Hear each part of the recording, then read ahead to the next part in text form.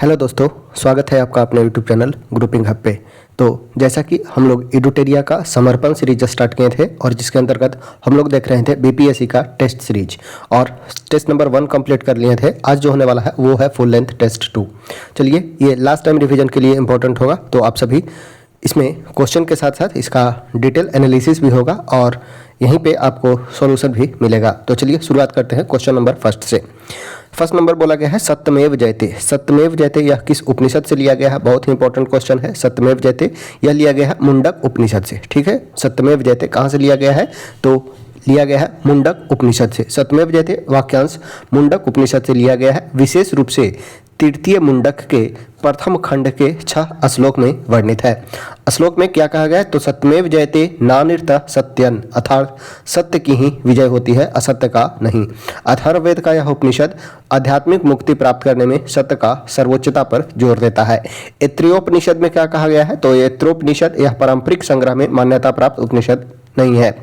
ईशोपनिषद का बात किया जाए तो ईसा उपनिषद के नाम से भी जाना जाता है। आत्मा और परमात्मा की एकता पर केंद्रित है, लेकिन इसमें यह वाक्यांश सम्मिलित नहीं है। वही कठोपनिषद का बात किया जाए तो यह उपनिषद कठोपनिषद में नचिकेता और यम के बीच आत्मा और मुक्ति के प्राकृतिक पर संवाद से संबंधित है। इंपॉर्टेंट है, कठोपनिषद से याद रखिएगा। नचिकेता और यम का वर्णन किसमें है? जो संवाद हुआ था उसमें वह है कठोपनिषद में वर्णन किया गया है। ठीक है, सत्यमेव जयते ये हमारा राष्ट्रीय वाक्य भी है। ध्यान देना है, सत्यमेव जयते है स्वतंत्रता के बाद इसे भारत के राष्ट्रीय आदर्श वाक्य के रूप में अपनाया गया है। यह राष्ट्रीय प्रतीक अशोक के सिंह यानी कि शीर्ष के आधार पर अंकित है।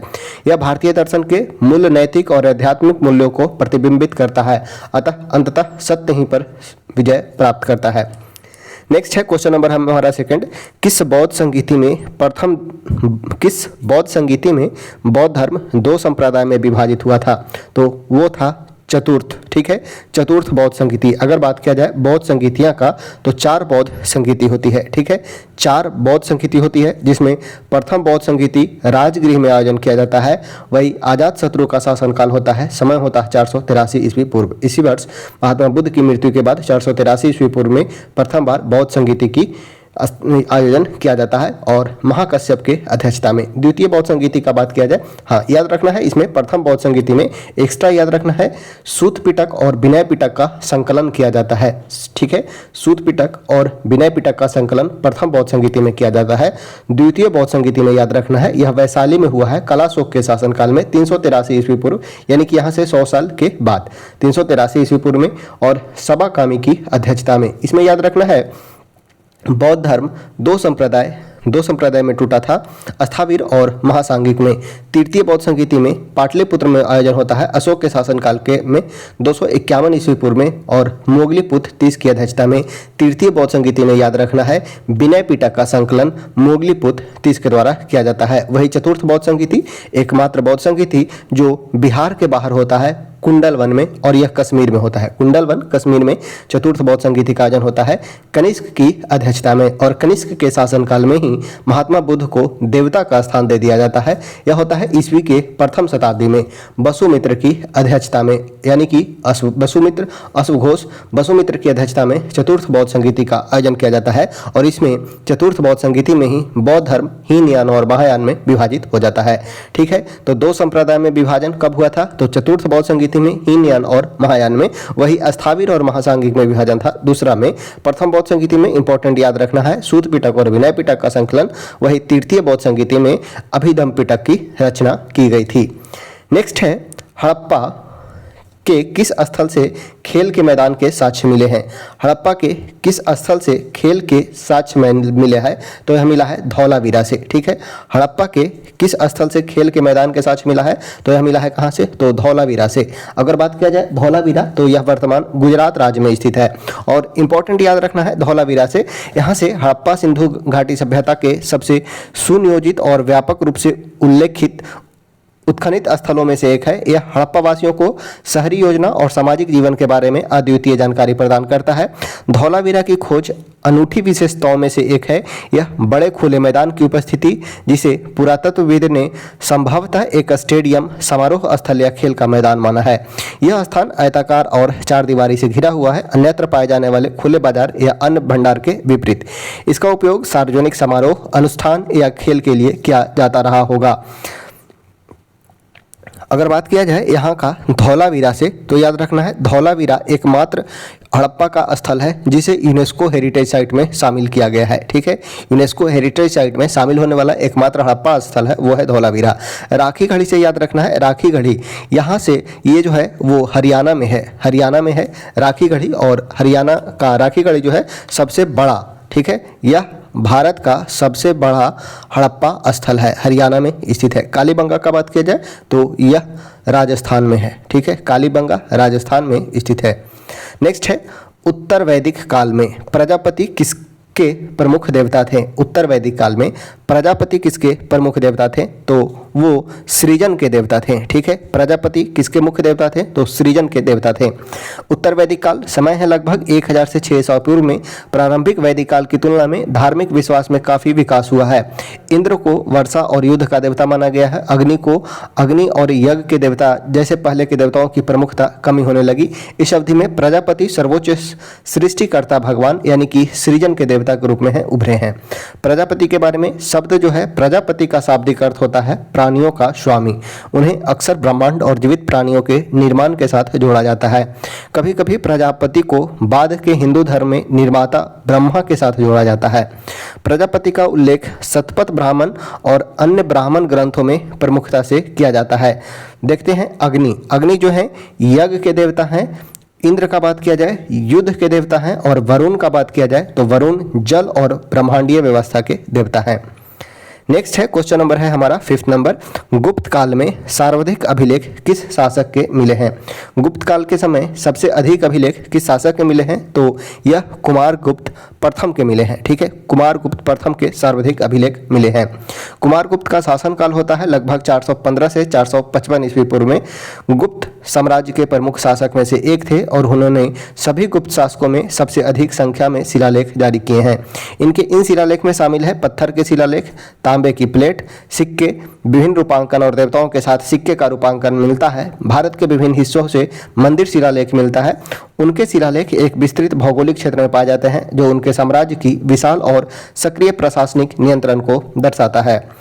नेक्स्ट है क्वेश्चन नंबर है 6, निष्काम कर्म का सिद्धांत। निष्काम कर्म का सिद्धांत सर्वप्रथम किस उपनिषद में प्रतिपादित किया गया था? तो यह ईशोपनिषद में प्रतिपादित किया गया था निष्काम कर्म का सिद्धांत। निष्काम कर्म का सिद्धांत यानी कि बिना फल की इच्छा किए कर्म करना, परिणाम की इच्छा के बिना अपने कर्तव्य का पालन करना सबसे पहले मिलता है ईशोपनिषद में। ईशोपनिषद श्लोक संख्या 2 में मुख्य श्लोक कुर्वत्रेवं कर्माणि जिजीविषेताम समाः, या यहाँ बिना आसक्ति के पूर्ण जीवन जीने की इच्छा रखते हुए कर्म करो। यह निस्वार्थ कर्म के आदर्श को दर्शाता है जो बाद में भगवत गीता में एक केंद्रीय शिक्षा बन जाता है, कर्मण्यवाधिकारस्ते मा फलेषु कदाचनम के रूप में।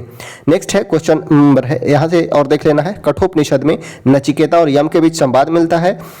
मुंडकोपनिषद में उच्चतर ज्ञान और ब्रह्म पर चर्चा मिलता है। मुंडकोपनिषद में ही हम देखे थे सत्यमेव जयते लिया गया है। छंदोग्य उपनिषद में उपनिषद ध्यान, ओम और त्वरित दर्शन का अन्वेषण करता है। नेक्स्ट है क्वेश्चन नंबर है 7, बोला गया है मुगल काल में मुहतसिब कौन था? मुगल काल में मुहतसिब कौन थे? तो ये आचरण अधिकारी थे। मुहतसिब कौन थे? तो आचरण अधिकारी थे। मुहतसिब, जिसे मुहतासिब भी लिखा जाता है, मुगल काल के दौरान सार्वजनिक नैतिकता और आचरण का प्रभारी अधिकारी था। उसका प्राथमिक कर्तव्य सार्वजनिक जीवन में इस्लामी कानून को लागू करना और सुनिश्चित करना था कि नैतिक व्यवहार और धार्मिक प्रथाओं को ठीक से पालन किया जाए। वह बाजार यानी कि ईमानदार व्यापार सुनिश्चित करना, नागरिकों के नैतिक व्यवहार, धार्मिक प्रथा यानी जैसे शुक्रवार की नमाज में उपस्थिति, जुआ, शराब पीना और गैर इस्लामिक कृत्य की निगरानी करता था। तो मुहतसिब कौन थे? तो ये एक आचरण अधिकारी होते थे। नेक्स्ट है अमुक्त मालदत्त किस प्रसिद्ध शासक द्वारा लिखा गया है? अमुक्त मालदत्त, यहाँ से 2 नाम याद रखना है। एक है अमुक्त मालदत्त और जाम्बती कल्याणम, 2 बुक है जो लिखा गया है कृष्णदेवराय कृष्णदेवराय के द्वारा और इनका संबंध है तुलु वंश से, ठीक है। अमुक्तमाल्यदा और जाम्बती कल्याणम। अमुक्तमाल्यदा विजयनगर साम्राज्य के सबसे प्रसिद्ध सम्राट कृष्णदेवराय, जिनका शासनकाल होता है 1509 से 1529, द्वारा लिखित एक प्रसिद्ध तेलुगु साहित्य है। यह भी इंपॉर्टेंट है, याद रखना है। अमुक्तमाल्यदा जो था वो तेलुगु भाषा का था, वही जाम्बती कल्याणम संस्कृत भाषा से संबंधित है। अमुक्तमाल्यदा शीर्षक का अर्थ है पहनने वाली माला देने वाला, पहनने वाली माला देने वाला। यह तमिल वैष्णव संत और कवयित्री अंडाल की कथा को संदर्भित करता है, जिन्होंने भगवान विष्णु से भक्तिपूर्वक विवाह किया था। इस काव्यात्मक कृति में कृष्णदेवराय ने भक्ति और शाही आदर्शवाद का मिश्रण करते हुए खुद को दिव्य कथावाचक के रूप में चित्रित किया है। यह पुस्तक एक राजनीतिक और प्रशासनिक मार्गदर्शिका भी है, जो अच्छे राजत्व, कल्याण और धर्म के आदर्श पर प्रकाश डालता है। नेक्स्ट है हमारा क्वेश्चन नंबर है 9। बोला गया है किस संत को कृष्ण और विष्णु का अवतार माना जाता है? इनमें से किस संत को कृष्ण और विष्णु का अवतार माना जाता है? तो चैतन्य महाप्रभु को, चैतन्य महाप्रभु। इनका समय होता है 1486 से 1534। बंगाल में भक्ति आंदोलन के प्रवर्तक और समाज सुधारक थे। उन्होंने भक्ति आंदोलन में सगुण भक्ति का मार्ग का अनुसरण करते हुए कृष्ण भक्ति पर बल दिया, खासकर गौड़ीय वैष्णववाद परंपरा में। उनके अनुयायी भगवान कृष्ण और विष्णु के अवतार के रूप में मानते हैं, विशेष रूप से राधा और कृष्ण के संयुक्त रूप में। उन्हें कीर्तन यानी कि भगवान के नाम का जाप के माध्यम से भक्ति के मार्ग का प्रचार किया और सर्वोच्च आध्यात्मिक अभ्यास के रूप में नाम यानी कि संकीर्तन कृष्णों के नाम का सामूहिक गायन पर जोर दिया। उनकी शिक्षाएं और जीवन कृष्णदास कविराज द्वारा चैतन्य चरितमार्त जैसे कृतियों में दर्ज किया गया है। नेक्स्ट है क्वेश्चन नंबर है हमारा 10। बोला गया है निम्नलिखित में से कौन सा सही सुमेलित नहीं है? अकबर के द्वारा जजिया कर की समाप्ति 1564 में, याद रखना है 63 में तीर्थकर, 64 में जजिया कर, दीन और हरम दल से मुक्ति 62 में, ठीक है। हरम दल से मुक्ति 62 में, तीर्थ यात्रा 63 में, जजिया कर 64 में। दीन ए इलाही का बात किया जाए तो 1582 में दीन ए इलाही। मजहर नामा की घोषणा, मजहर की घोषणा 1579 में किया गया था, 78 में नहीं। तो ये सी हमारा सुमेलित नहीं है, 1578 नहीं बल्कि 1579 में मजहर की घोषणा की गई थी। तीर्थ यात्रा कर का अनुमोलन 63 में, तो यहाँ पे सी सुमेलित नहीं है। देख लेते हैं मजहरनामा, जिसे अचूकता डिग्री के रूप में भी जाना जाता है, 1579 में जारी किया गया था। इस डिग्री के माध्यम से अकबर ने घोषणा की कि धार्मिक असहमति के मामले में अंतिम निर्णय उसका होगा, जिससे उसे उलेमा पर अधिकार प्राप्त हुआ। नेक्स्ट है दिल्ली सल्तनत के किस शासक ने शुद्ध अरबी सिक्के जारी किए थे? कौन? दिल्ली सल्तनत का सुल्तान जो शुद्ध अरबी सिक्के जारी किया था वो था इल्तुतमिश। इल्तुतमिश का बात किया जाए तो इल्तुतमिश को मामलुक वंश या गुलाम वंश का वास्तविक शासक माना जाता है। देखते हैं इल्तुतमिश, इनका शासनकाल होता है 1211 से 1236। मामलुक यानी कि गुलाम वंश का शासक दिल्ली सल्तनत का पहला संप्रभु शासक माना जाता है, जिसे एक मानकीकृत सिक्का प्रणाली शुरू की। इस्लामी परंपरा का पालन करते हुए शुद्ध अरबी में सिक्के जारी करने वाला पहला तुर्क सुल्तान था। उन्होंने 2 मुख्य सिक्के शुरू किए। एक है चांदी का टक्का, जिसका वजन 175 ग्रेन या 10.5 ग्राम होता था। चांदी का टंका था वही तांबे का जितल था। इल्तुतमिश ने सिक्के पर अपना उल्लेख खलीफा के प्रतिनिधित्व के रूप में कराया। उनके सिक्के केवल अरबी भाषा में लिखे होते थे, जिनमें खलीफा के नाम का उल्लेख होता था, ताकि अब्बासी खलीफा के प्रति उनका नाम मात्र की निष्ठा दिखाई जा सके। नेक्स्ट है क्वेश्चन नंबर है 12। Dadabhai Naoroji British House of Commons के लिए चुने गए पहले भारतीय थे। उन्होंने किस पार्टी के टिकट से चुनाव जीता था? तो याद रखना है लिबरल पार्टी से, वर्ष 1892 में, ठीक है। 1892 में लिबरल पार्टी से जीते थे दादा भाई नौरोजी, जिन्हें भारत के ग्रैंड ओल्ड मैन के रूप में जाना जाता है। 1892 में ब्रिटिश हाउस ऑफ कॉमन्स के लिए चुने जाने वाले पहले भारतीय बने। लिबरल पार्टी के उम्मीदवार के रूप में लंदन में सेंट्रल फिन्सबरी से चुनाव लड़ा और जीत हासिल किया था। याद रखना है दादा भाई नौरोजी, ठीक है। दादा भाई नौरोजी लिबरल पार्टी से चुनाव जीते थे। अगर इनका बात किया जाए तो दादा भाई नौरोजी के द्वारा प्रमुख कार्य का बात किया जाए तो भारतीय राष्ट्रीय कांग्रेस के 3 बार अधिवेशन की अध्यक्षता करते हैं। इसके अलावा भारत में सर्वप्रथम प्रति व्यक्ति आय की गणना करते हैं और एक प्रमुख अर्थशास्त्री के रूप में इन्होंने एक बुक लिखा है। बुक का नाम आपको कमेंट करके बतलाना है। नेक्स्ट है क्वेश्चन नंबर है 13। बहुत ही इंपॉर्टेंट बुक है और लगभग एग्जाम में आता है, तो आप उसका हम आशा करते हैं आपको उस बुक का नाम याद हो और आप कमेंट करके बतलाइएगा। सुभाष चंद्र बोस ने आज़ाद हिंद फौज के साथ मिलकर सिंगापुर में स्वतंत्र भारत की अंतरिम सरकार कब बनाई थी, तो वो डेट था 21 अक्टूबर 1943 को। सुभाष चंद्र बोस ने 21 अक्टूबर 1943 को सिंगापुर में स्वतंत्र भारत की अंतिम सरकार, जिसे अर्जी हुकूमत आज़ाद सिंह भी कहा गया, उसका गठन किया। इस निर्वासित सरकार को द्वितीय विश्व युद्ध के दौरान जापानी साम्राज्य का समर्थन प्राप्त था और भारतीय राष्ट्रीय सेना के साथ निकटता से जुड़ी हुई थी। अंतिम सरकार के बारे में स्थापना अगर बात किया जाए तो 21 अक्टूबर, डेट याद रख रहा है, अंतरिम सरकार की स्थापना 21 अक्टूबर 1943 को सिंगापुर में। राष्ट्राध्यक्ष थे सुभाष चंद्र बोस। राजधानी घोषित किया पोर्ट ब्लेयर को, अंडमान निकोबार द्वीप समूह की राजधानी जो पोर्ट ब्लेयर है उसे राजधानी घोषित किया, जिसे बाद में जापान को सौंप दिया गया। मुद्रा है आजाद हिंद मुद्रा को प्रतीकात्मक रूप से शुरुआत किया गया। मान्यता इसे दिया जापान ने, जर्मनी ने, इटली, बर्मा और कुछ अन्य दोहरी राष्ट्रों के द्वारा इसे मान्यता भी दिया जा चुका था। नेक्स्ट है द इंडिपेंडेंट नामक समाचार पत्र किसके द्वारा प्रकाशित या संपादित किया गया था। द इंडिपेंडेंट यह प्रकाशित किया गया था मोतीलाल नेहरू के द्वारा। मोतीलाल नेहरू के द्वारा समाचार पत्र इंडिपेंडेंट का प्रकाशन और संपादन मोतीलाल नेहरू ने किया, जो एक प्रमुख भारतीय राष्ट्रवादी नेता और जवाहरलाल नेहरू के पिता थे। 1919 में शुरू किया गया यह समाचार पत्र भारतीय स्वतंत्रता को बढ़ावा देने और ब्रिटिश प्रचार का मुकाबला करने के लिए शुरुआत किया गया था। विशेष रूप से जालियांवाला बाग हत्याकांड और दमनकारी रॉलेट एक्ट अधिनियम के जवाब में इसने भारतीय राष्ट्रीय कांग्रेस के लिए एक मंच के रूप में काम किया और इलाहाबाद से प्रकाशित हुआ।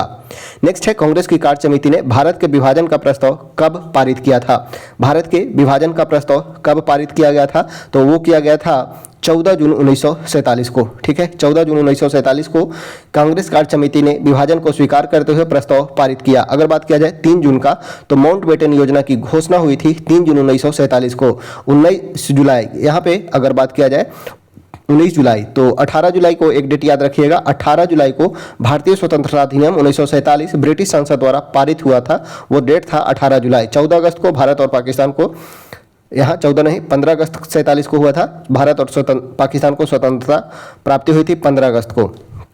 19 अगस्त 1947 नहीं याद रखिएगा, 18 जुलाई। ठीक है, 18 जुलाई 1947 को भारतीय स्वतंत्रता अधिनियम 1947 ब्रिटिश संसद द्वारा पारित किया गया था।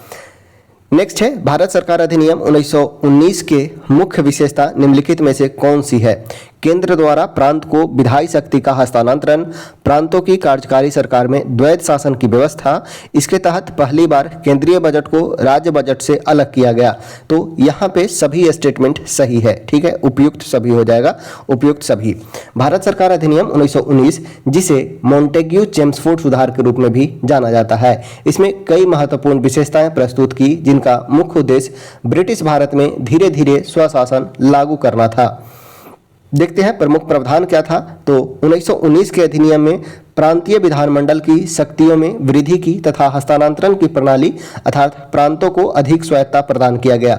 यद्यपि संपूर्ण विधायी शक्ति पूरी तरह से हस्तांतरित नहीं की गई, फिर भी कुछ जिम्मेदारियां विशेष रूप से स्थानीय विषयों के क्षेत्र में प्रांतों को हस्तांतरित कर दिया गया।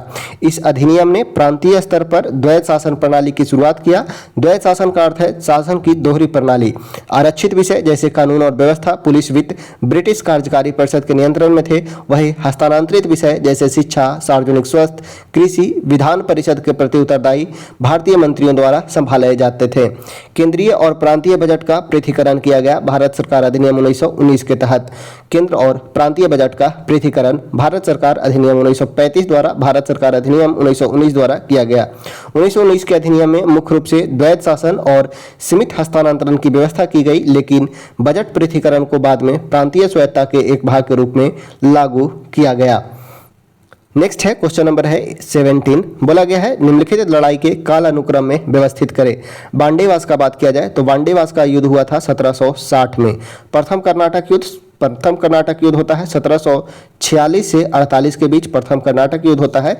बेदरा की लड़ाई, बेदरा का लड़ाई का बात किया जाए तो 1759 में होता है बेदरा का लड़ाई। ठीक है, 1759 में। प्रथम एंग्लो मैसूर युद्ध का बात किया जाए, प्रथम एंग्लो मैसूर युद्ध का, तो प्रथम एंग्लो मैसूर युद्ध होता है 1767 से 1769 के बीच। ठीक है, 1767 से 1769 के बीच होता है प्रथम एंग्लो मैसूर युद्ध। तो सही काल अनुक्रम हो जाएगा, स्टार्ट होगा वो होगा 2 से, 2 के बाद 3, उसके बाद 1 4, 2 3 1 4। ऑप्शन नंबर हो जाएगा वो हो जाएगा डी, वो हो जाएगा डी, 2 3 1 4। नेक्स्ट है क्वेश्चन नंबर है 18। वेलेस्ली की सहायक संधि को स्वीकार करने वाला दूसरा राज्य कौन सा था। वेलेस्ली की सहायक संधि को स्वीकार करने वाला दूसरा राज्य कौन था? तो वो था मैसूर। ठीक है, मैसूर। याद कैसे रखेंगे? तो याद रखेंगे HMT। ठीक है, HMT। हैदराबाद, मैसूर, तंजौर, अवध, बरार, ABVP। ठीक है, ABVP। याद कुछ इस प्रकार से रख सकते हैं, हैदराबाद, उसके बाद हो जाएगा मैसूर, अवध, मराठा 1803 में। 1803 के बाद याद रखना है, यहाँ पे 3 ही दिया गया है, हैदराबाद, मैसूर, अवध और मराठा का। ठीक है, तो याद रखिएगा, हैदराबाद, मैसूर, तंजौर, अवध, बरार, भोसले, पेशवा। ठीक है, हैदराबाद, मैसूर, तंजौर, अवध, बरार, भोसले और पेशवा, ये कुछ क्रम था। ठीक है, तो सेकंड हो जाएगा, वो हो जाएगा मैसूर। ऑप्शन हो जाएगा, वो हो जाएगा सी। नेक्स्ट है क्वेश्चन नंबर है 19। निम्नलिखित का सही मिलान करें। अभिनव भारत जो है 1904 में स्थापित किया गया था BD सावरकर के द्वारा। अभिनव भारत की स्थापना का बात किया जाए तो BD सावरकर के द्वारा अभिनव भारत BD सावरकर द्वारा 1904 में स्थापित था, जिसे बाद में मित्र मेला नाम दिया गया। यह एक क्रांतिकारी गुप्त संगठन था जो ब्रिटिश विरोधी भूमिगत गतिविधियों में शामिल था। उसके बाद दूसरा है Akhil Bharatiya trade union Congress. Akhil Bharatiya trade union Congress का बात किया जाए तो अखिल भारतीय ट्रेड यूनियन कांग्रेस की स्थापना 1920 में बॉम्बे में हुई। इसके संस्थापक और पहले अध्यक्ष लाला लाजपत राय थे, लेकिन MN जोशी इसके प्रमुख आरंभिक आयोजक और सचिव थे। All India trade union Congress Bharat का सबसे पुराना ट्रेड यूनियन महासंघ है। ठीक है, तो यहाँ पे हो जाएगा अखिल भारतीय ट्रेड यूनियन कांग्रेस से MN जोशी का संबंध था। Hindustan socialist Republican association HSRA, अगर बात किया जाए HSRA का तो इसका स्थापना वर्ष 1928 में दिल्ली में किया जाता है। और HSRA से संबंधित है, HSRA से बात किया जाए तो हिंदुस्तान सोशलिस्ट रिपब्लिकन एसोसिएशन की स्थापना 1924 में।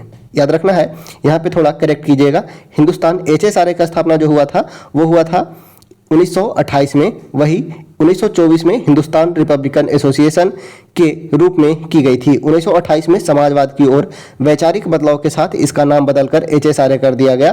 प्रमुख नेता चंद्रशेखर आजाद, भगत सिंह, सुखदेव, राजगुरु थे। ठीक है, तो यहाँ पे हो जाएगा, वो हो जाएगा चंद्रशेखर आजाद। नौजवान भारत सभा की स्थापना वर्ष 1926 में भगत सिंह के द्वारा किया गया था। ठीक है, 1926 में भगत सिंह के द्वारा। एक कंफ्यूजन दूर कर लीजिएगा, HRA का स्थापना वर्ष 1924 में है। ठीक है, वही HSRA यानी कि सोशलिस्ट रिपब्लिकन एसोसिएशन और HSRA का स्थापना ये हुआ है 1928 में। ठीक है, HRA का बात किया जाए तो इसका स्थापना होता है कानपुर में, वही HSRA का बात किया जाए तो इसका स्थापना होता है दिल्ली में। ठीक है, दिल्ली में। दोनों 1924 में, और 1924 जो होगा वो होगा कानपुर में, और HSRA का बात किया जाए तो यह 1928 में और यह होता है दिल्ली में। ठीक है, तो दोनों को याद रखना है, HRA का और HSRA का। ठीक है, तो यहाँ पे अकॉर्डिंग टू ऑप्शन हो जाएगा अभिनव भारत BD सावरकर यानी कि D. Akhil Bharatiya trade union Congress यानी कि MN जोशी, और हिंदुस्तान सोशलिस्ट रिपब्लिकन एसोसिएशन यानी कि चंद्रशेखर आजाद, और नौजवान भारत सभा यानी कि भगत सिंह, DCBA। तो DCBA ऑप्शन नंबर हो जाएगा सी। ठीक है, DCBA सी। नेक्स्ट है किस वायसराय के कार्यकाल में श्वेत विद्रोह हुआ है। ठीक है, पूछा गया है किस वायसराय के कार्यकाल में श्वेत विद्रोह हुआ था, तो लॉर्ड रिपन के समय में श्वेत विद्रोह होता है, और इसे फ्लोरेंस नाइटिंगेल के द्वारा लॉर्ड रिपन को भारत का उद्धारक की संज्ञा दी जाती है। ठीक है, श्वेत विद्रोह लॉर्ड रिपन के कार्यकाल में हुआ था। यह घटना इल्बर्ट बिल विवाद से जुड़ी है। इल्बर्ट बिल विवाद का बात किया जाए तो यह हुआ था 1883 में। श्वेत विद्रोह इल्बर्ट बिल के प्रस्ताव ने भारत में रहने वाले यूरोपीय समुदाय में भारी आक्रोश पैदा किया। उन्होंने इस श्वेत विद्रोह कहा। तीव्र विरोध के कारण लॉर्ड रिपन को झुकना पड़ा। इल्बर्ट बिल में संशोधन किए गए जिससे उसका मूल उद्देश्य कमजोर हो गया। संशोधित बिल में यह प्रावधान किया गया कि यदि किसी यूरोपीय व्यक्ति पर मुकदमा चलाया जाता है तो उसे कम से कम आधे यूरोपीय जूरी के सामने सुनवाई का अधिकार होगा। नेक्स्ट है क्वेश्चन नंबर है 21। बोला गया है इंडियन लीग की स्थापना किसके द्वारा की गई थी? इंडियन लीग, संस्थापक हैं शिशिर कुमार घोष। ठीक है, इंडियन लीग की स्थापना शिशिर कुमार घोष के द्वारा किया गया था। ऑप्शन हो जाएगा, वो हो जाएगा सी। इंडियन लीग की स्थापना 1875 में कलकत्ता में ब्रिटिश शासन के तहत राजनीतिक जागरूकता को बढ़ावा देने और भारतीय हितों की वकालत करने के उद्देश्य से की गई। इसकी स्थापना एक प्रमुख पत्रकार और राष्ट्रवादी शिशिर कुमार घोष ने की थी, जिन्हें प्रभावशाली समाचार पत्र अमृत बाजार पत्रिका भी शुरुआत किया था। जैसे अब अन्य विकल्प के बारे में देखते हैं। एस.एन. बनर्जी आनंद मोहन बोस के साथ मिलकर इंडियन एसोसिएशन की स्थापना करते हैं। आनंद मोहन बोस ने भारतीय समाज की स्थापना की एवं सचिंद्रनाथ सन्याल के द्वारा अनुशीलन समिति की स्थापना की जाती है पटना में, अनुशीलन समिति की स्थापना। नेक्स्ट है, भारतीय राष्ट्रीय कांग्रेस के किस अधिवेशन में सांप्रदायिक प्रतिनिधित्व की मांग को स्वीकार किया गया? इंपॉर्टेंट है, याद रखना है। यहाँ पे पूछा गया है किस अधिवेशन में सांप्रदायिक प्रतिनिधित्व की मांग को स्वीकार किया गया। सांप्रदायिक प्रतिनिधित्व दिया गया था 1909 के मार्ले मिंटो सुधार में। ठीक है, 1909 के मार्ले मिंटो सुधार के तहत सांप्रदायिक प्रतिनिधित्व दिया गया था। और यह कांग्रेस ने कब माना? तो जब दोनों दल सेम हो जाते हैं, यानी कि भारतीय राष्ट्रीय कांग्रेस और मुस्लिम लीग का मिलन होता है तब, यानी कि यह हो जाएगा 1916 का लखनऊ अधिवेशन। ठीक है, भारतीय राष्ट्रीय कांग्रेस का लखनऊ अधिवेशन 1916 भारतीय राजनीतिक इतिहास में एक मील का पत्थर था, विशेष रूप से हिंदू मुस्लिम एकता और सांप्रदायिक प्रतिनिधित्व के संबंध में। लखनऊ अधिवेशन 1916 की मुख्य बातें क्या रहा है? तो कांग्रेस और मुस्लिम लीग समझौता होता है, जिसे लखनऊ समझौता के नाम से जाना जाता है। कांग्रेस और अखिल भारतीय मुस्लिम लीग ने मिलकर ब्रिटिशों के समक्ष संयुक्त संवैधानिक मांग प्रस्तुत की। यह पहली बार था जब दोनों दल ने मुसलमान के लिए अलग सांप्रदायिक निर्वाचन क्षेत्र को औपचारिक रूप से स्वीकार किया। सांप्रदायिक प्रतिनिधित्व स्वीकृत किया गया। कांग्रेस ने मुस्लिम लीग की मांग के अनुसार मुसलमानों के लिए पृथक निर्वाचन देने पर सहमति व्यक्त की। इसे हिंदू मुस्लिम एकता को बढ़ावा देने के लिए एक समझौते के रूप में देखा गया, लेकिन इसने भविष्य की सांप्रदायिक राजनीति के लिए बीज बो दिए। नेक्स्ट है, क्वेश्चन नंबर है 23। गवर्नर जनरल जिन्होंने दिल्ली के बादशाह को लाल किला खाली करने और कुतुब मीनार में रहने का आदेश दिया, इससे संबंधित जोड़ा का चयन करें। कौन गवर्नर जनरल है जो दिल्ली के बादशाह को लाल किला खाली करने के लिए और कुतुब मीनार में रहने के आदेश देते हैं? तो यह कहा था लॉर्ड डलहौजी ने बहादुर शाह द्वितीय को। ठीक है, लॉर्ड डलहौजी ने बहादुर शाह द्वितीय को कहा था। ठीक है, ऑप्शन हो जाएगा, वो हो जाएगा डी। लॉर्ड डलहौजी 1848 से 56 इनका शासन होता है। अपने विलय नीति यानी कि डॉक्ट्रिन ऑफ लैप्स के लिए जाने जाते हैं। उन्हें ब्रिटिश साम्राज्य के विस्तार के लिए कई नीतियां लागू की। बहादुर शाह द्वितीय, जिन्हें बहादुर शाह जफर के नाम से जाना जाता है, अंतिम मुगल सम्राट थे। 1857 के विद्रोह के समय दिल्ली के शासक थे, हालांकि उनकी शक्ति और प्रभाव बहुत सीमित था। लॉर्ड डलहौजी ने मुगल सम्राट के प्रतीकात्मक महत्व को कम करने के लिए कदम उठाए। उन्होंने आदेश दिया कि बहादुर शाह द्वितीय के उत्तराधिकारी को लाल किले को खाली करना होगा और कुतुब मीनार के पास एक नए निवास स्थान पर जाना होगा। उन्हें बादशाह या सम्राट की उपाधि छोड़नी होगी और उन्हें केवल राजकुमार कहा जाएगा। यह आदेश मुगल वंश के अंतिम अवशेष को समाप्त करने और ब्रिटिश सर्वोच्चता को स्थापित करने के लिए था। नेक्स्ट है, किसने गांधी जी को वन मैन बाउंड्री फोर्स कहकर संबोधित किया था? गांधी जी को वन मैन बाउंड्री फोर्स कौन कहा था? तो वो थे Lord Mountbatten. One man boundary force वाक्यांश का प्रयोग ब्रिटिश भारत के अंतिम वायसराय लॉर्ड माउंटबेटन ने 1947 में विभाजन के दर्दनाक और हिंसक दौर के दौरान महात्मा गांधी का वर्णन करने के लिए किया था। 1947 में जब भारत का विभाजन भारत और पाकिस्तान में हो रहा था, तब भयंकर सांप्रदायिक दंगे भड़क उठे, विशेषकर पंजाब और बंगाल में। जबकि अधिकांश कांग्रेस नेता प्रशासनिक मामलों से निपटने के लिए दिल्ली चले गए, गांधी जी हिंदू और मुसलमानों के बीच शांति और सांप्रदायिक सद्भाव के लिए सीधे काम करने के लिए कलकत्ता में ही रहना चुना।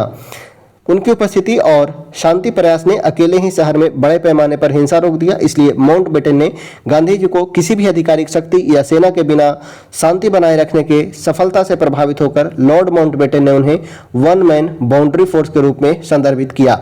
यह एक रूपक प्रशंसा थी, क्योंकि वास्तविक सीमा बल एक संयुक्त सैन्य अभियान था जिसे नई सीमाओं पर कानून और व्यवस्था बनाए रखने के लिए तैनात किया गया था।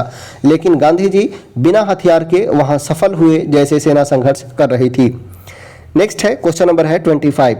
असहयोग आंदोलन के दौरान विदेशी कपड़े को जलाने को एक निष्ठुर बर्बादी कौन कहे थे? तो वे थे रविंद्रनाथ टैगोर। ठीक है, रविंद्रनाथ टैगोर के द्वारा इसे निष्ठुर बर्बादी की संज्ञा दी जाती है। ऑप्शन हो जाएगा, वो हो जाएगा सी। नेक्स्ट है, क्वेश्चन नंबर है 26।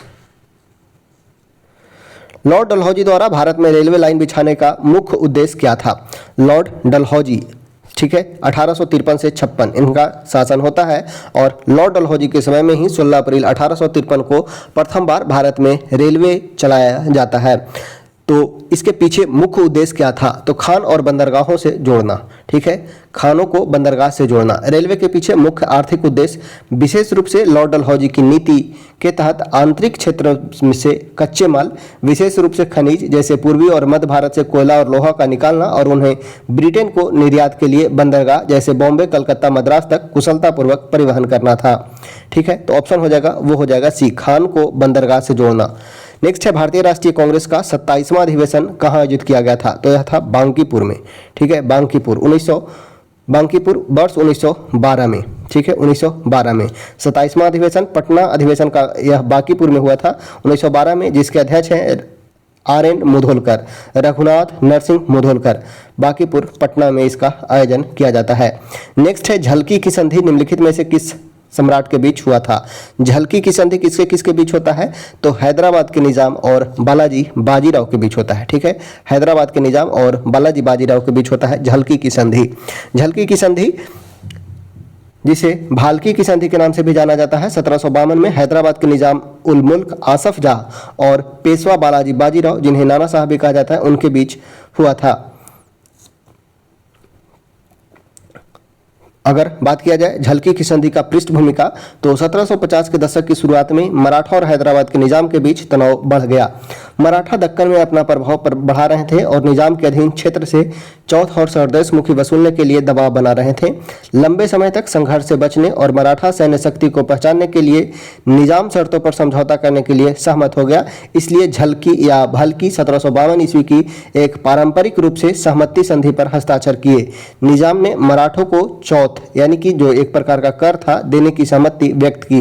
इसने दक्कन के कुछ हिस्से में मराठा वर्चस्व को स्वीकार किया और पेशवा बालाजी बाजीराव की स्थिति को और मजबूत किया। इसने बाजीराव प्रथम, जो 1728 में पालखेड़ा के समय पहले ही अनौपचारिक व्यवस्था को औपचारिक रूप दिया। नेक्स्ट है 1857 के विद्रोह को पूर्णतः सिपाही विद्रोह किसने कहा था? सिपाही विद्रोह कौन कहे थे? तो वो सिपाही विद्रोह कहा गया था लॉरेंस और सीले के द्वारा। ठीक है, लॉरेंस और सीले के द्वारा इसे पूर्णतः सिपाही विद्रोह कहा गया है। ठीक है, पूर्णतः सिपाही विद्रोह 1857 के विद्रोह को कहा गया है, यह लॉरेंस और सीले के द्वारा। ऑप्शन हो जाएगा, वो हो जाएगा सी। लॉरेंस और सीले उन ब्रिटिश इतिहासकारों में से हैं जिन्होंने 1857 के विद्रोह को पूर्ण सिपाही विद्रोह के रूप में वर्णित किया और इसी बात पर जोर दिया कि मुख्य रूप से भारतीय सैनिक द्वारा किया गया सैन्य विद्रोह था, न कि व्यापक राष्ट्रीय विद्रोह या लोगों का आंदोलन। यह दृष्टिकोण बाद में व्याख्या के विपरीत है, जिन्हें विद्रोह के व्यापक सामाजिक और राजनीतिक आयाम को मान्यता दिया है। डिजरायली का बात किया जाए तो डिजरायली और टी.आर. होम्स ने विद्रोह का वर्णन करने के लिए विशेष रूप से पूर्ण सिपाही विद्रोह का उपयोग नहीं किया था। डिजरायली का बात किया जाए, अगर बात किया जाए 1857 के विद्रोह के बारे में, तो 1857 के विद्रोह में पूर्ण सिपाही विद्रोह कहे थे लॉरेंस एवं सीले। वही अगर बात किया जाए बी.डी. सावरकर का, इंपॉर्टेंट है, याद रखना है, बी.डी. सावरकर का, तो बी.डी. सावरकर के द्वारा इसे प्रथम विद्रोह कहा गया था।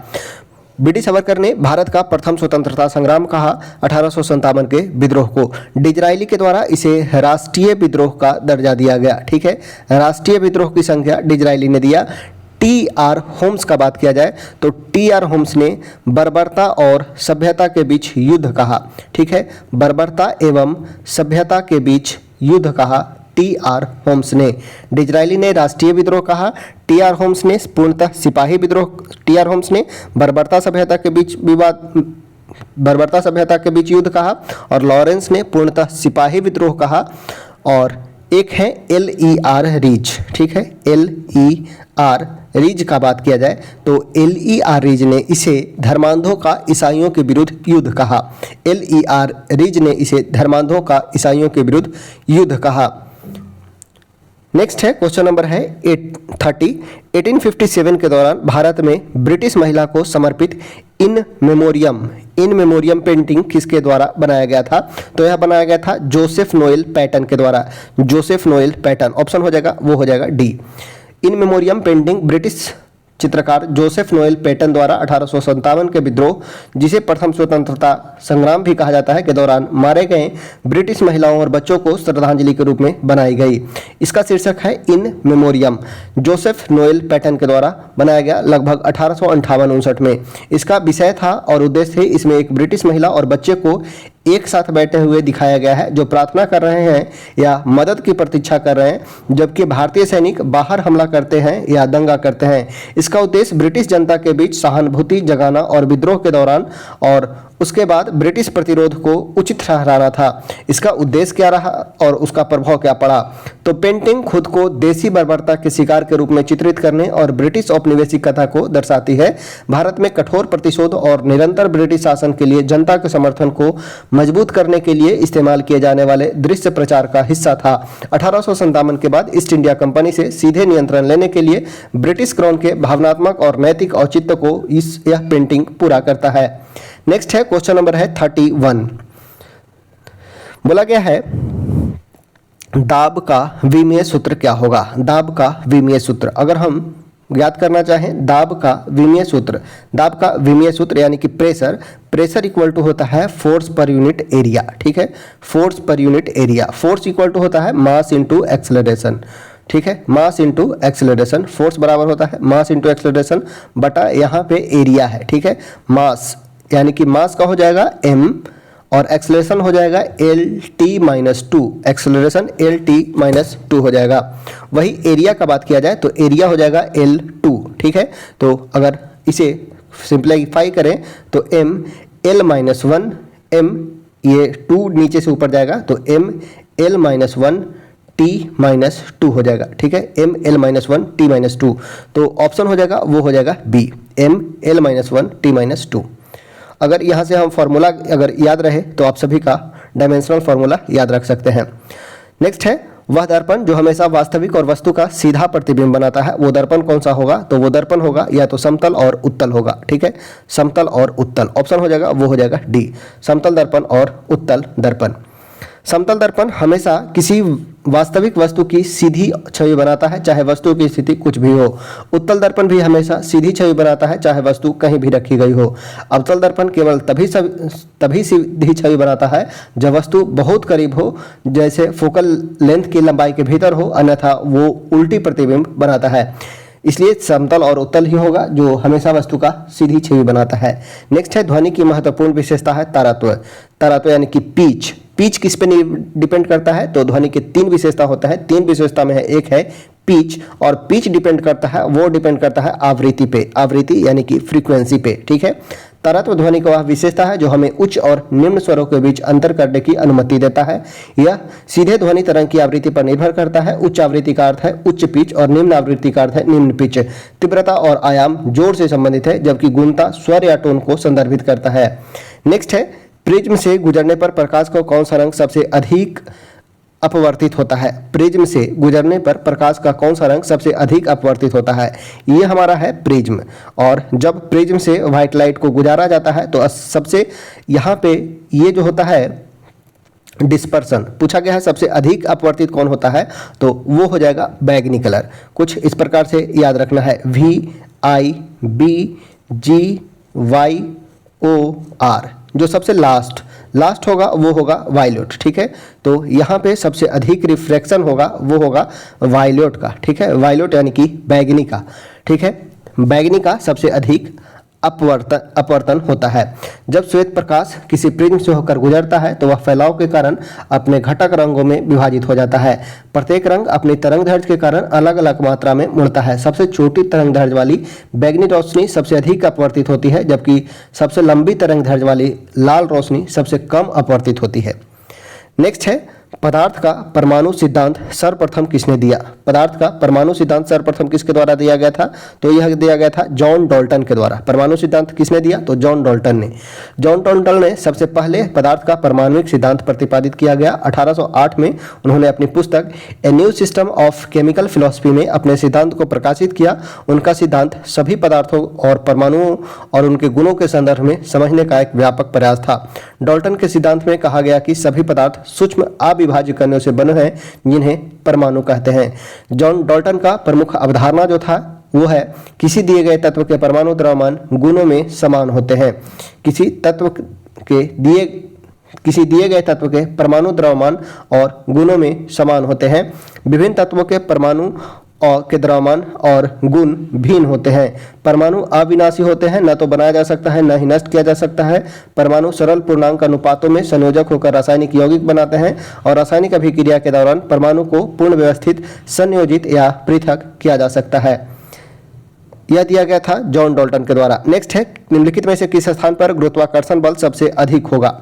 ठीक है, गुरुत्वाकर्षण बल सबसे अधिक कहाँ होगा, यानी कि जी कहाँ सबसे अधिक होगा, तो वो होगा ध्रुव पे। ठीक है, जी पे सबसे अधिक कहाँ होगा, तो ध्रुव पे। कैसे देखेंगे, स्मॉल जी इक्वल टू होता है कैपिटल जी इंटू एम बटा आर स्क्वायर। ठीक है, आर स्क्वायर। यहाँ पे पूछा गया है इस स्मॉल जी का वैल्यू सबसे अधिक कहाँ पे होगा, तो कैपिटल जी का वैल्यू कांस्टेंट है, मास सेम होगा, और रेडियस का बात किया जाए तो रेडियस जो होगा सबसे कम होगा वो होगा ध्रुव पे। ठीक है, ध्रुव पे रेडियस कम होगा, तो यहाँ पे इस स्मॉल जी का वैल्यू जो होगा सबसे ज़्यादा होगा, तो ऑप्शन हो जाएगा वो हो जाएगा डी।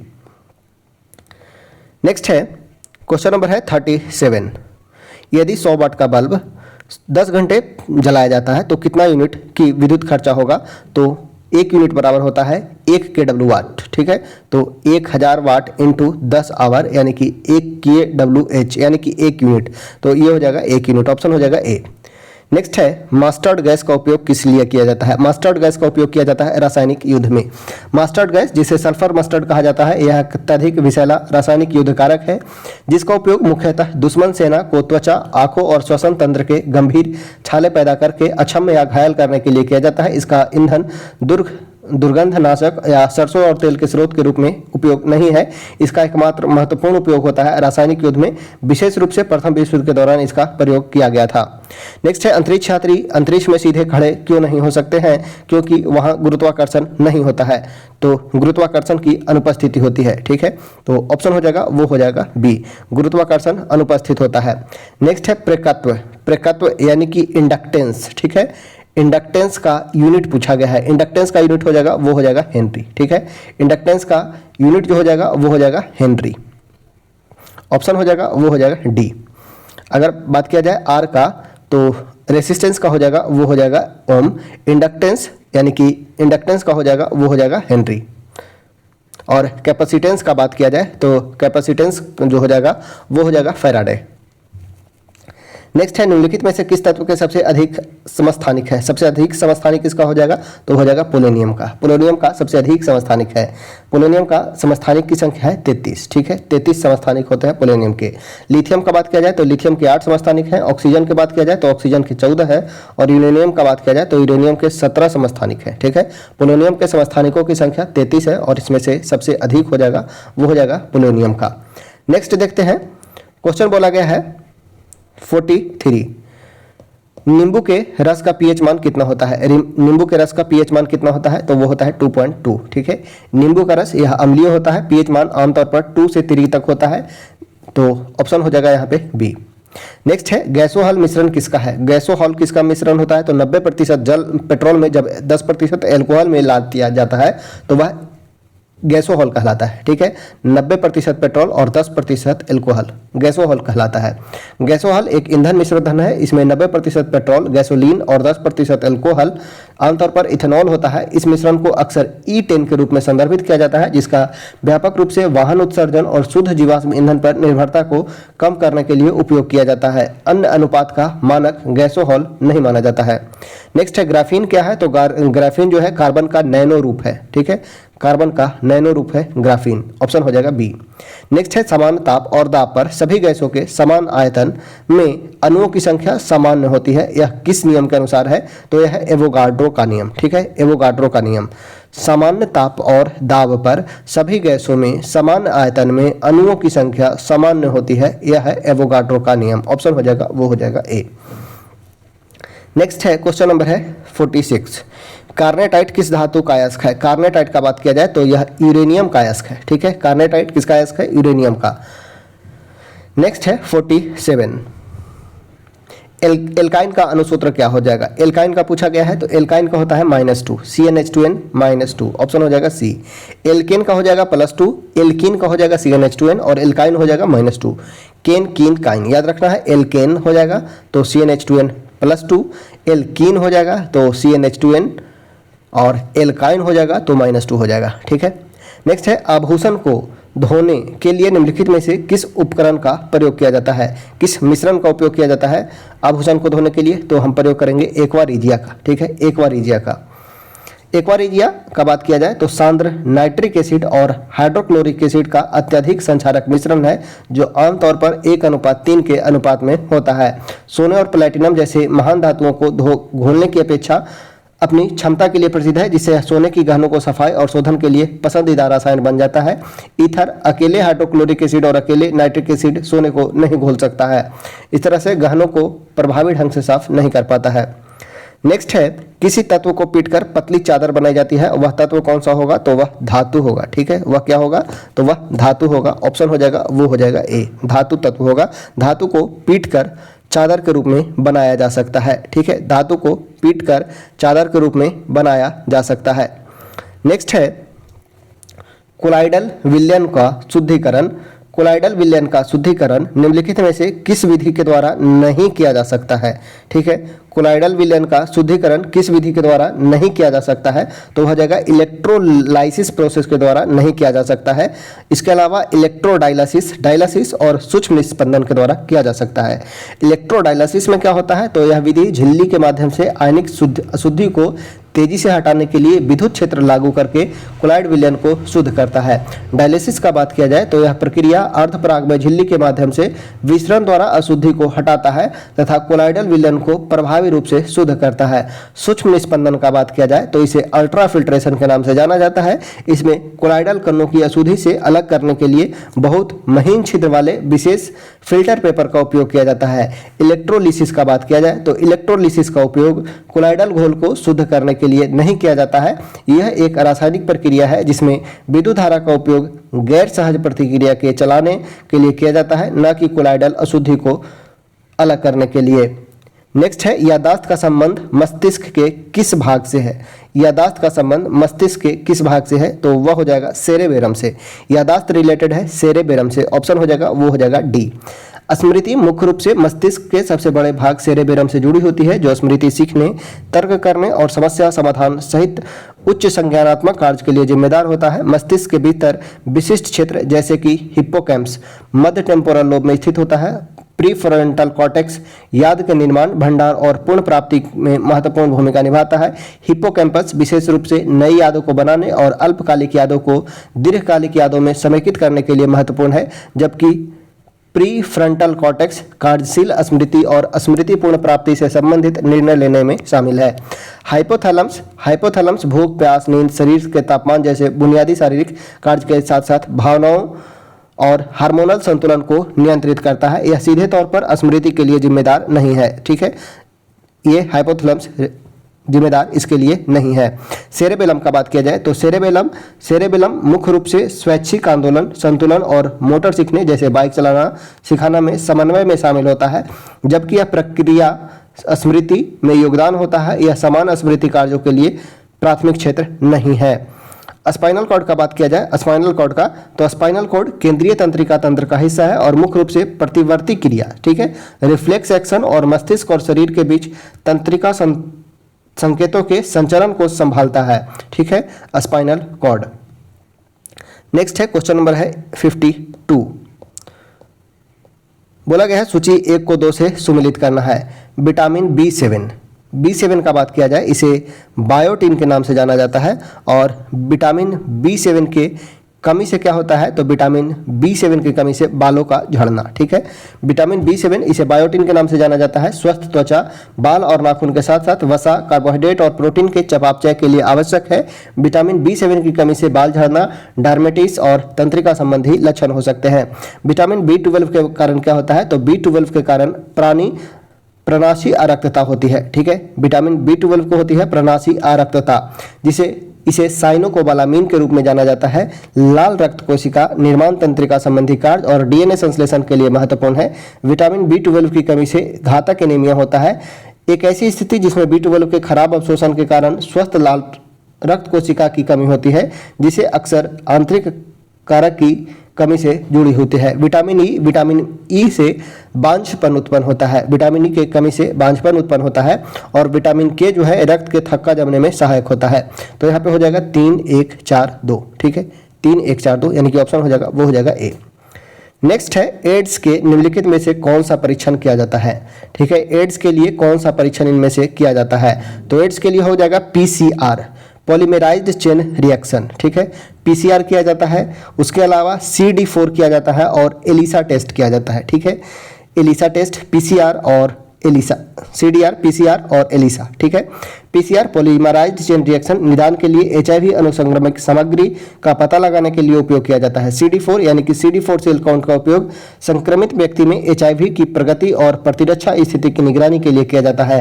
प्रारंभिक निदान के लिए नहीं बल्कि एड्स के चरण और प्रबंधन के लिए किया जाता है। एलिसा इम्यूनो लिंक्ड सर्वेंट एसे HIV संक्रमण के लिए एक प्राथमिक स्क्रीनिंग परीक्षण है जिसका व्यापक रूप से प्रारंभिक निदान के लिए उपयोग किया जाता है। ठीक है, तो 1, 3 और 4 हो जाएगा, ऑप्शन हो जाएगा वो हो जाएगा डी। नेक्स्ट है निम्नलिखित का मिलान करें। हैजा, टीबी, निमोनिया और टेटनस। तो टेटनस याद रखेंगे क्लोस्ट्रिडियम टेटानी। ठीक है, टिटनस क्लोस्ट्रिडियम टेटानी। निमोनिया तो डिप्लोकोकस निमोनी। टीबी से हो जाएगा माइकोबैक्टीरियम ट्यूबरक्लोसिस। हैजा से हो जाएगा क्लोरा यानी कि विब्रियो क्लोरी। तो हो जाएगा 3, 4, 2, 1। ठीक है, 3, 4, 2, 1 यानी कि ऑप्शन हो जाएगा वो हो जाएगा ए। हैजा जो होता है किसके कारण होता है, तो हैजा होता है विब्रियो क्लोरी, क्लोरेला याद रखना है। कॉलरा जो होता है वो होता है विब्रियो क्लोरी के कारण। टीबी होता है माइकोबैक्टीरियम ट्यूबरक्लोसिस के कारण। न्यूमोनिया होता है डिप्लोकोकस निमोनी के कारण और टेटनस होता है क्लस्ट्रिडियम टेटानी के कारण। ठीक है, निम्नलिखित में से कौन मोनोसेक्राइड कार्बोहाइड्रेट नहीं है। पूछा गया है इनमें से कौन मोनोसेक्राइड कार्बोहाइड्रेट नहीं है, तो वो हो जाएगा सुक्रोज। सुक्रोज का बात किया जाए तो यह मोनोसेक्राइड कार्बोहाइड्रेट नहीं है। ग्लूकोज, फ्रुक्टोज और ग्लैक्टोज ये सभी मोनोसेक्राइड्स है जो कार्बोहाइड्रेट का सबसे सरल रूप है और इनमें एक चीनी इकाई होती है।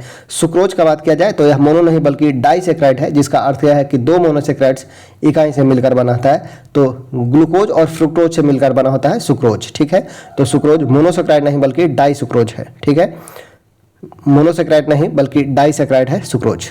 पूछा गया था मोनोसेक्राइड कौन है। कौन सा एक नाइट्रोजन स्थिरीकरण करने वाला जीव नहीं है। पूछा गया है नाइट्रोजन स्थिरीकरण करने वाला जीव नहीं है, तो यह हो जाएगा माइकोराइजा। ठीक है, माइकोराइजा नाइट्रोजन का स्थिरीकरण नहीं करता है क्योंकि यह फास्फोरस और पोषक तत्वों के अवशोषण में तो शामिल होता है लेकिन नाइट्रोजन स्थिरीकरण में नहीं शामिल होता है। नोस्टक का बात किया जाए, नोस्टक का तो नाइट्रोजन फिक्सिंग साइनोबैक्टीरिया है। एनाबिना का बात किया जाए तो यह भी नाइट्रोजन फिक्सिंग साइनोबैक्टीरिया है। एजोटोबैक्टर का बात किया जाए तो यह नाइट्रोजन फिक्सिंग जीवाणु है। वही माइकोराइजा का बात किया जाए तो यह एक गैर नाइट्रोजन फिक्सिंग फंगल सहजीवन है। नेक्स्ट है आर्कियोप्टेरिक्स। आर्कियोप्टेरिक्स निम्नलिखित में से किसके बीच एक संक्रमणकालीन रूप था। आर्कियोप्टेरिक्स निम्नलिखित में से किसके बीच का एक संक्रमणकालीन रूप था। आर्कियोप्टेरिक्स सरीसृप और पक्षी के बीच है। ठीक है, सरीसृप और पक्षी। आर्कियोप्टेरिक्स एक प्रसिद्ध संक्रमणकालीन जीवाश्म है जो गैर एवियन डायनासोर जो सरीसृप है और शुरुआती पक्षी दोनों की विशेषता को दर्शाता है। इसमें दांत और एक बौनी पूंछ के साथ साथ पंख जैसी विशेषता थी जो इसे सरीसृप से पक्षी तक के विकासवादी संक्रमण के लिए महत्वपूर्ण कड़ी बनाता है। इसे स्तनधारियों का या उभयचर की पूर्ववर्ती नहीं माना जाता है। इस प्रकार आर्कियोप्टेरिक्स जो है सरीसृप और पक्षी के बीच संक्रमणकालीन रूप था। नेक्स्ट है निम्नलिखित में से कौन सा वनस्पति जगत का सबसे बड़ा समूह है। वनस्पति जगत का बात किया गया है। प्राणी जगत का बात किया जाता तो यहाँ पे ऑर्थोपोडा होता, लेकिन वनस्पति जगत का सबसे बड़ा समूह हो जाएगा वो हो जाएगा थैलोफाइटा। ठीक है, थैलोफाइटा जो है वनस्पति जगत का सबसे बड़ा समूह है। ठीक है, ऑप्शन जो हो जाएगा वो हो जाएगा ए। नेक्स्ट है कौन सा पादप कोशिका का सबसे बड़ा कोशिकांग है। पादप कोशिका का सबसे बड़ा कोशिकांग कौन सा होगा, तो वो होगा प्लास्टिड। ठीक है, प्लास्टिड जैसे क्लोरोप्लास्ट दिए गए विकल्प में सबसे बड़ा अंग है। हालांकि केंद्रीय रिक्तिका पौधे की कोशिका में सबसे बड़ी है। प्लास्टिड प्रकाश संश्लेषण और भंडारण के लिए जिम्मेदार है और उनका आकार पौधे की कोशिकाओं में नाभिक, माइटोकॉन्ड्रिया और गोल्गी बॉडी ये तीनों से बड़ा होता है। नेक्स्ट है क्वेश्चन नंबर है 60। बोला गया है निम्नलिखित में कौन सा मौलिक अधिकार केवल भारतीय नागरिकों को प्राप्त है? कौन सा मौलिक अधिकार केवल भारतीयों को प्राप्त है? तो बात किया जाए केवल भारतीयों को तो 15, 16, 19, 29, 30 याद रखना है। 15, 16, 19, 29, 30 ये 5 मूल अधिकार जो है वो सिर्फ और सिर्फ भारतीयों को प्राप्त है। ठीक है, 15, 16, 19, 29, 30 तो ऑप्शन हो जाएगा वो हो जाएगा डी। 15 में क्या है तो धर्म, नस्ल, जाति, लिंग या जन्म स्थान के आधार पर भेदभाव का निषेध है। ठीक है, 1, 2, 3, 4, 5 ठीक है, 5 आधार है। धर्म, नस्ल, जाति, लिंग या जन्म स्थान के आधार पर भेदभाव का निषेध है, केवल भारतीय नागरिकों के लिए उपलब्ध है। अनुच्छेद 16 सार्वजनिक रोजगार के मामले में अवसर की समानता है। भाषण अनुच्छेद 19 में बात किया जाए तो भाषण, सभा, आंदोलन आदि के स्वतंत्रता से संबंधित अधिकार है जो केवल भारतीयों को नागरिकों को दिया गया है। 29, 30 यह भी जो है सिर्फ और सिर्फ भारतीयों को ही प्राप्त है। नेक्स्ट है भारत में पर्यावरण संरक्षण अधिनियम कब पारित किया गया? पर्यावरण संरक्षण अधिनियम कब आया तो वर्ष 1986 में। पर्यावरण संरक्षण अधिनियम का बात किया जाए तो यह कब आया तो पर्यावरण संरक्षण आता है 1986 में। 1980 में बात किया जाए तो वन संरक्षण अधिनियम आता है। वन संरक्षण अधिनियम 1980 में आता है। 1972 का बात किया जाए तो 1972 में याद रखना है वन्य जीव संरक्षण आता है 1972 में। 1980 में वन संरक्षण और पर्यावरण संरक्षण अधिनियम आता है 1986 में। ठीक है, नेक्स्ट है सर्वोच्च न्यायालय किस क्षेत्राधिकार के अंतर्गत रीट जारी करता है? सर्वोच्च न्यायालय किस क्षेत्राधिकार के अंतर्गत रीट जारी करता है तो मूल क्षेत्राधिकार के अंतर्गत। ठीक है, मूल क्षेत्राधिकार के अंतर्गत। भारत का सर्वोच्च न्यायालय भारतीय संविधान के अनुच्छेद 32 के अनुसार अपने मूल अधिकार क्षेत्र के अंतर्गत रीट जारी करता है। यह अनुच्छेद सर्वोच्च न्यायालय को मौलिक अधिकार के प्रवर्तन के लिए रीट जैसे बंदी, प्रत्यक्षीकरण, परमादेश, निषेध, क्यू वारंट और उत्प्रेषण जारी करने का अधिकार देता है। मूल अधिकार क्षेत्र उन मामलों को संदर्भित करता है जिन्हें निचली अदालत में जाए बिना सीधे सर्वोच्च न्यायालय में दायर किया जा सकता है, खासकर जब मौलिक अधिकार का उल्लंघन होता है। अपीलीय क्षेत्राधिकार यह निचली अदालत से अपील सुनने की सर्वोच्च न्यायालय की शक्ति को संदर्भित करता है, न कि रीट जारी करने की। सलाहकार क्षेत्राधिकार का बात किया जाए तो सलाहकार क्षेत्राधिकार अनुच्छेद 143 के तहत सर्वोच्च न्यायालय राष्ट्रपति को सलाहकार राय प्रदान करता है जो रीट जारी करने से संबंधित नहीं है। नेक्स्ट है क्वेश्चन नंबर है 63। भारत के नियंत्रक एवं महालेखा परीक्षक के संदर्भ में निम्नलिखित कथन पर विचार करें। इनका कार्यकाल 6 वर्ष या 62 वर्ष की आयु तक हो, जो भी पहले हो तक होता है। राष्ट्रपति की इच्छा के पर्यंत पर पद पर बने रहते हैं। वेतन और सेवा की अन्य शर्तें राष्ट्रपति द्वारा निर्धारित किया जाता है। इनमें से कौन सा गलत है? तो तीनों स्टेटमेंट सही है, तो ऑप्शन हो जाएगा वो हो जाएगा डी। नियंत्रक एवं महालेखा परीक्षक पूछा गया है नियंत्रक महालेखा परीक्षक के बारे में कौन सा कथन पर विचार करें। कार्यकाल 6 या 62 नहीं बल्कि 65 वर्ष होता है। राष्ट्रपति की इच्छा पर अपना पद धारण नहीं करते हैं और सेवा शर्त का निर्णय राष्ट्रपति नहीं बल्कि संसद लेता है। तो तीनों स्टेटमेंट यहाँ पे गलत है, ऑप्शन हो जाएगा वो हो जाएगा डी। नेक्स्ट है क्वेश्चन नंबर है 64। खुला परिसंचरण तंत्र इनमें से किसमें पाया जाता है? खुला परिसंचरण तंत्र पाया जाता है किसमें? तो कॉकरोच में। ठीक है, तिलचट्टे कीड़े हैं जो ऑर्थोपोडा है और उनके पास खुला परिसंचरण तंत्र होता है। इस प्रणाली में रक्त यानी कि हीमोग्लोबिन हमेशा वाहिका तक सीमित नहीं रहता है, सीधे शरीर गुहा में अंगों को नहलाता है। इसके विपरीत शेर, तोते और बंदर केसुरकी हैं और उनके पास एक बंद परिसंचरण तंत्र होता है जहाँ रक्त पूरी तरह से रक्त वाहिका के भीतर घूमता है। नेक्स्ट है भारतीय संविधान का कौन सा भाग आयरलैंड के संविधान से लिया गया है? संविधान में क्या जो है वो आयरलैंड से लिया गया है? तो राज्य के नीति निर्देशक तत्व आयरलैंड से लिया गया है। राष्ट्रपति के निर्वाचन की प्रक्रिया यह भी आयरलैंड से लिया गया है एवं राज्यसभा के लिए सदस्यों का नामांकन यह भी आयरलैंड से लिया गया है। तो ऑप्शन हो जाएगा वो हो जाएगा डी। नेक्स्ट है निम्नलिखित में से कौन सा समिति चुनाव सुधार से संबंधित है? पूछा गया है चुनाव सुधार से संबंधित समिति। दिनेश गोस्वामी का बात किया जाए तो दिनेश गोस्वामी समिति आया वर्ष 1990 में और यह चुनाव सुधार से संबंधित है। इंद्रजीत गुप्ता समिति भी चुनाव सुधार से संबंधित है। विशेष रूप से चुनाव के लिए राज्य द्वारा पोषित से संबंधित है। इंद्रजीत गुप्ता समिति यह आया वर्ष 1998 में। बोहरा समिति का बात किया जाए तो बोहरा समिति आता है वर्ष 1993 में। बोहरा समिति का गठन किया जाता है और अपराध और राजनीति के बीच गठजोड़ पर विचार किए जो चुनावी सुधार के लिए प्रासंगिक है। ओम प्रकाश समिति का बात किया जाए तो यह ओम प्रकाश समिति चुनाव सुधार से संबंधित नहीं है। तो यहाँ पे हो जाएगा 1, 2 और 3, ये तीनों जो है वो चुनाव सुधार से संबंधित है। दिनेश गोस्वामी समिति, इंद्रजीत गुप्ता समिति और बोहरा समिति।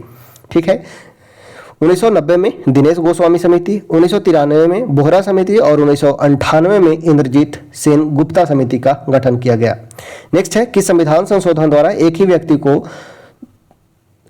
2 या अधिक राज्यों का राज्यपाल बनाने का प्रावधान किया गया, तो वो था 7वां संविधान संशोधन। ठीक है, 7वां संविधान संशोधन, ऑप्शन हो जाएगा वो हो जाएगा ए। एक ही व्यक्ति को 2 या अधिक राज्यों का राज्यपाल नियुक्त करने का प्रावधान 7वें संविधान संशोधन अधिनियम 1956 द्वारा किया गया। इस संशोधन द्वारा संविधान के अनुच्छेद 153 में एक प्रावधान जोड़ा गया जो प्रशासनिक सुविधा और राज्य पुनर्गठन के लिए ऐसे नियुक्ति को स्पष्ट रूप से अनुमति देता है। नेक्स्ट है राज्यपाल द्वारा जारी अध्यादेश के अनुमोदन आवश्यक है किसके? राज्यपाल द्वारा जारी किया गया अध्यादेश किसका अनुमोदन आवश्यक है? तो विधानसभा का अनुमोदन आवश्यक है, ऑप्शन हो जाएगा वो हो जाएगा डी।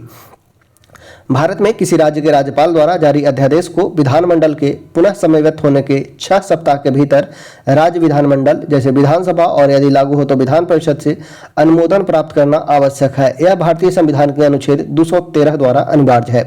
राज्यपाल को राज्य विधानमंडल के सत्र में न होने पर अध्यादेश जारी करने का अधिकार दिया गया है अनुच्छेद 213 के अंतर्गत। यह अध्यादेश तत्काल कानूनी कार्रवाई की आवश्यकता वाली अत्यावश्यक स्थितियों से निपटने के लिए है। नेक्स्ट है क्वेश्चन नंबर है 69। बोला गया है भारत में संसदीय सरकार की विशेषताएं निम्नलिखित हैं।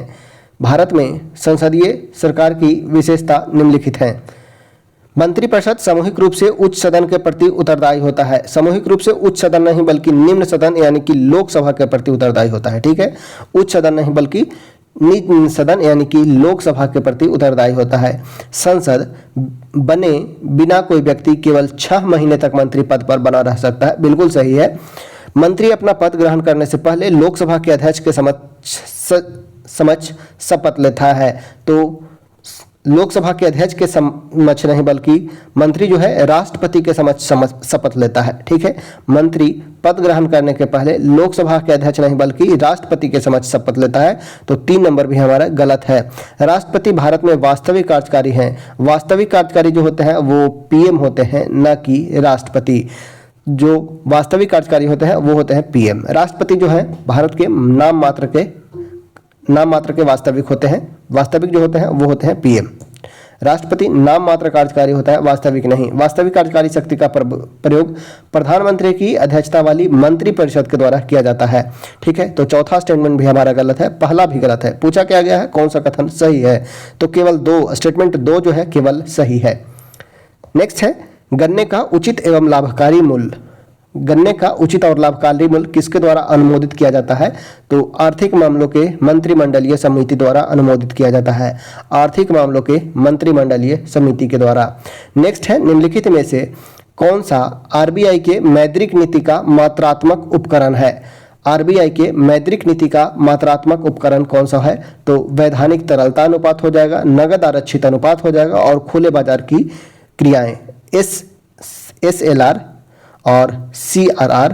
इसके अलावा खुले बाजार की संक्रियाएं तीनों हो जाएगी। ठीक है, तो ऑप्शन हो जाएगा वो हो जाएगा डी। तीनों सूचीबद्ध उपकरण सांविधिक तरलता अनुपात यानी कि SLR, नगद आरक्षित अनुपात, कैश रिजर्व रेशियो और खुले बाजार परिसंचरण भारतीय रिजर्व बैंक की मौद्रिक नीतियों के मात्रात्मक उपकरण हैं। ये उपकरण उपलब्ध मुद्रा और ऋण की मात्रा को नियंत्रित करके अर्थव्यवस्था में समग्र मुद्रा आपूर्ति और तरलता को नियंत्रित करते हैं। नेक्स्ट है क्वेश्चन नंबर है 72। बोला गया है किसी सार्वजनिक पद को अवैध अतिक्रमण से बचाने के लिए कौन सा रिट जारी की जाती है? किसी सार्वजनिक पद को अवैध अतिक्रमण से बचाने के लिए कौन सा रिट जारी किया जाता है? तो यह किया जाता है अधिकार परीक्षा। ठीक है, अधिकार परीक्षा रिट न्यायालय द्वारा किसी व्यक्ति के सार्वजनिक पद धारण करने के अधिकार को चुनौती देने तथा किसी सरकारी कार्यालय को बिना कानूनी अधिकार वाले किसी व्यक्ति द्वारा कब्जा किए जाने से बचाने के लिए जारी किया जाता है। इसके लिए व्यक्ति को यह दिखाना होता है कि वह किस अधिकार से पद पर काबिज है। यदि वह अनधिकृत पाया जाता है तो उसे हटाया जा सकता है। नेक्स्ट है भारत में मुद्रास्फीति के आकलन का सबसे लोकप्रिय माप क्या है? तो वह है CPI, consumer price index, CPI। Option हो जाएगा सी। मुद्रास्फीति का आकलन करने के लिए सबसे लोकप्रिय और व्यापक रूप से इस्तेमाल किया जाने वाला पैमाना उपभोक्ता मूल्य सूचकांक कंज्यूमर प्राइस इंडेक्स है। अप्रैल 2014 से सीपीआई मुद्रास्फीति मापने का आधिकारिक मानक रहा है और भारत में मुद्रास्फीति की दर आमतौर पर सीपीआई में बदलाव के रूप में दर्शाया जाता है। पहले थोक मूल्य सूचकांक का इस्तेमाल होता था, लेकिन अब ज्यादातर नीतिगत और रिपोर्टिंग उद्देश्य के लिए सीपीआई इसका जगह ले लिया है। नेक्स्ट है, निम्नलिखित में से कौन सा प्रत्यक्ष कर है? तो व्यक्तिगत कर और निगम कर ये दोनों प्रत्यक्ष कर हैं। इसके अलावा सीमा शुल्क और सेवा कर ये अप्रत्यक्ष कर हैं। तो ऑप्शन हो जाएगा वो हो जाएगा 1 और 2, यानी कि ऑप्शन हो जाएगा बी। ठीक है, प्रत्यक्ष कर हो जाएगा व्यक्तिगत कर और निगम कर। नेक्स्ट है, आर.एन. मल्होत्रा समिति किससे संबंधित है? आर.एन. मल्होत्रा समिति का संबंध किससे है? तो आर.एन. मल्होत्रा समिति का संबंध है बीमा क्षेत्र से। ठीक है, तो भारत में बीमा क्षेत्र में सुधार की सिफारिश के लिए वर्ष 1993 में आर.एन. मल्होत्रा समिति की स्थापना की गई। इसकी प्रमुख सिफारिश में निजी और विदेशी कंपनियों को बीमा बाजार में प्रवेश की अनुमति देना और स्वतंत्र नियामक प्राधिकरण का गठन शामिल था। समिति का कार्य भारत के बीमा उद्योग के उदारीकरण और आधुनिकीकरण में महत्वपूर्ण था।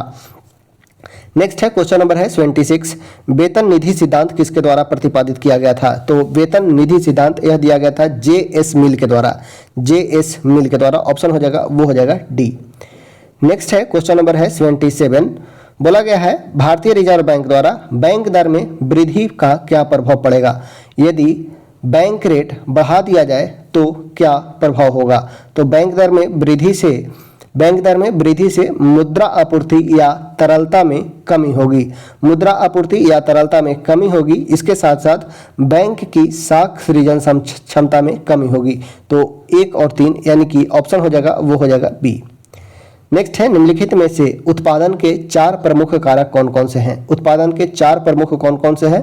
तो पहला है भूमि, श्रम, पूंजी और उद्यमिता। ठीक है, ये उत्पादन के 4 प्रमुख कारक हैं, भूमि, श्रम, पूंजी और उद्यमिता। ऑप्शन हो जाएगा वो हो जाएगा ए। नेक्स्ट है, दुनिया का सबसे बड़ा कोयला निर्यात बंदरगाह न्यू कैसल बंदरगाह किस देश में स्थित है? न्यू कैसल बंदरगाह कहाँ है? तो यह ऑस्ट्रेलिया में है। ठीक है, न्यू कैसल बंदरगाह कहाँ है? तो ऑस्ट्रेलिया में है। दुनिया का सबसे बड़ा कोयला निर्यात बंदरगाह Newcastle New South Wales Australia में स्थित है। यह दुनिया भर में सबसे ज्यादा कोयला निर्यात करता है और मुख्य रूप से चीन और जापान जैसे देश को कोयला भेजने का एक प्रमुख केंद्र है। नेक्स्ट है, कौन सा भारत सरकार की राजकोषीय नीति का उद्देश्य नहीं है? पूछा गया है भारत सरकार की राजकोषीय नीति का उद्देश्य क्या नहीं है? तो अंतर्राज्यीय व्यापार का विनिमयन करना भारत की राजकोषीय नीति का उद्देश्य नहीं है। अंतर्राज्यीय व्यापार का विनिमयन करना। नेक्स्ट है, क्वेश्चन नंबर है 81, राजस्व घाटे की तुलना में राजकोषीय घाटा हमेशा क्या होगा? तो राजकोषीय घाटा अधिक होगा। राजस्व घाटे की तुलना में राजकोषीय घाटा जो होगा वो अधिक होगा। नेक्स्ट है, उत्तर से दक्षिण की ओर दी गई पहाड़ी का सही काल अनुक्रम बतलाना है। उत्तर से दक्षिण की ओर, तो सबसे उत्तर में हो जाएगा वो हो जाएगा नालमलाई, उसके बाद हो जाएगा जावदी, नीलगिरी और अन्नामलाई। सबसे जो दक्षिण में होगा वो हो जाएगा अन्नामलाई पहाड़ी। ठीक है, अन्नामलाई पहाड़ी और नल्लामलाई जो हो जाएगा, नल्लामलाई का बात किया जाए तो यह आंध्र प्रदेश में स्थित है। ठीक है, नल्लामलाई ये हो जाएगा आंध्र प्रदेश में। जावदी का बात किया जाए तो यह तमिलनाडु में स्थित है। तमिलनाडु में है जावदी पहाड़ी। नीलगिरी यह भी तमिलनाडु में है। नीलगिरी का बात किया जाए तो तमिलनाडु में है, कर्नाटक के तमिलनाडु केरल कर्नाटक के संगम पर है नीलगिरी। और अन्नामलाई का बात किया जाए तो यह अन्नामलाई जो है तमिलनाडु और केरल के पश्चिमी घाट के दक्षिण भाग में स्थित है। सबसे लास्ट दक्षिण में हो जाएगा वो हो जाएगा अन्नामलाई। ऑप्शन हो जाएगा वो हो जाएगा सी। 38वीं समांतर रेखा किसके किसके बीच है? 38वीं समांतर रेखा। 38वीं समांतर रेखा का बात किया जाए तो यह उत्तरी और दक्षिणी कोरिया के बीच स्थित है। उत्तरी और दक्षिणी कोरिया के बीच है 38वीं समानांतर रेखा। 38वीं समांतर रेखा उत्तरी और दक्षिण कोरिया के बीच हो जाएगा 38वीं समांतर रेखा। उत्तरी और दक्षिणी वियतनाम का बात किया जाए तो उत्तरी और दक्षिणी वियतनाम के बीच है 17वीं समांतर रेखा। ठीक है, 17वीं समांतर रेखा उत्तरी और दक्षिणी वियतनाम के बीच हो जाएगा। 49वीं समांतर रेखा का बात किया जाए, 49वीं समांतर रेखा तो यूएसए और कनाडा के बीच है। यूएसए और कनाडा के बीच है 49वीं समानांतर रेखा। ठीक है, तो यहाँ पे पूछा गया था 38वां उत्तर और दक्षिण कोरिया के बीच। उत्तर कोरिया की राजधानी है प्योंगयांग, दक्षिण कोरिया की राजधानी है सियोल। ठीक है, याद रखना है। 3 जनवरी को उपसौर यानी कि पेरीहेलियन की घटना घटित होती है। यह क्या दर्शाता है? उपसौर यानी कि उपसौर होगा 3 जनवरी को, अपसौर होगा वो होगा 4 जुलाई को। और 3 जनवरी को जो होता है सूर्य और पृथ्वी के बीच की दूरी सबसे कम होती है। ठीक है, पृथ्वी सूर्य से सबसे कम दूरी पर होती है। यह डेट है 3 जनवरी। और सबसे दूर होती है वह है 4 जुलाई को। ठीक है, 4 जुलाई को। और 4 जुलाई को हम जानते हैं अपसौर के रूप में। ठीक है, नेक्स्ट है भारत में सबसे बड़े भाग में किस प्रकार का वन पाया जाता है? सबसे बड़े भाग में कौन सा वन पाया जाता है? तो वन में उष्णकटिबंधीय पर्णपाती वन पाए जाते हैं। उष्णकटिबंधीय पर्णपाती वन ऑप्शन हो जाएगा, वो हो जाएगा बी। सबसे बड़े भाग में उष्णकटिबंधीय पर्णपाती वन देखने को हमें मिलता है। नेक्स्ट है ग्रेनाइट एक आग्नेय चट्टान है। ठीक है, ग्रेनाइट एक आग्नेय चट्टान है। ग्रेनाइट का रूपांतरित रूप क्या कहलाएगा? तो ग्रेनाइट का रूपांतरित रूप नीस कहलाता है। ठीक है, ग्रेनाइट का रूपांतरित रूप नीस कहलाता है। ऑप्शन हो जाएगा बी। नेक्स्ट है नदियों की वह विसर्प वाहिका जो गोखुर झील के रूप में पाई जाती है, क्या कहलाती है?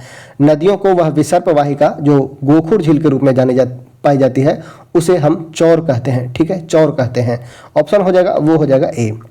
कौन सी खानाबदोश जनजाति इनमें से नहीं है? इनमें से कौन सा खानाबदोश जनजाति नहीं है? तो वह हो जाएगा लेप्चा जनजाति। ठीक है, लेप्चा जनजाति। और यह सिक्किम में पाया जाता है। लेप्चा जनजाति का संबंध है सिक्किम से और यह खानाबदोश नहीं है। अगर बात किया जाए कौशिक का तो इसकी उत्पत्ति पूर्वी यूरोप में है।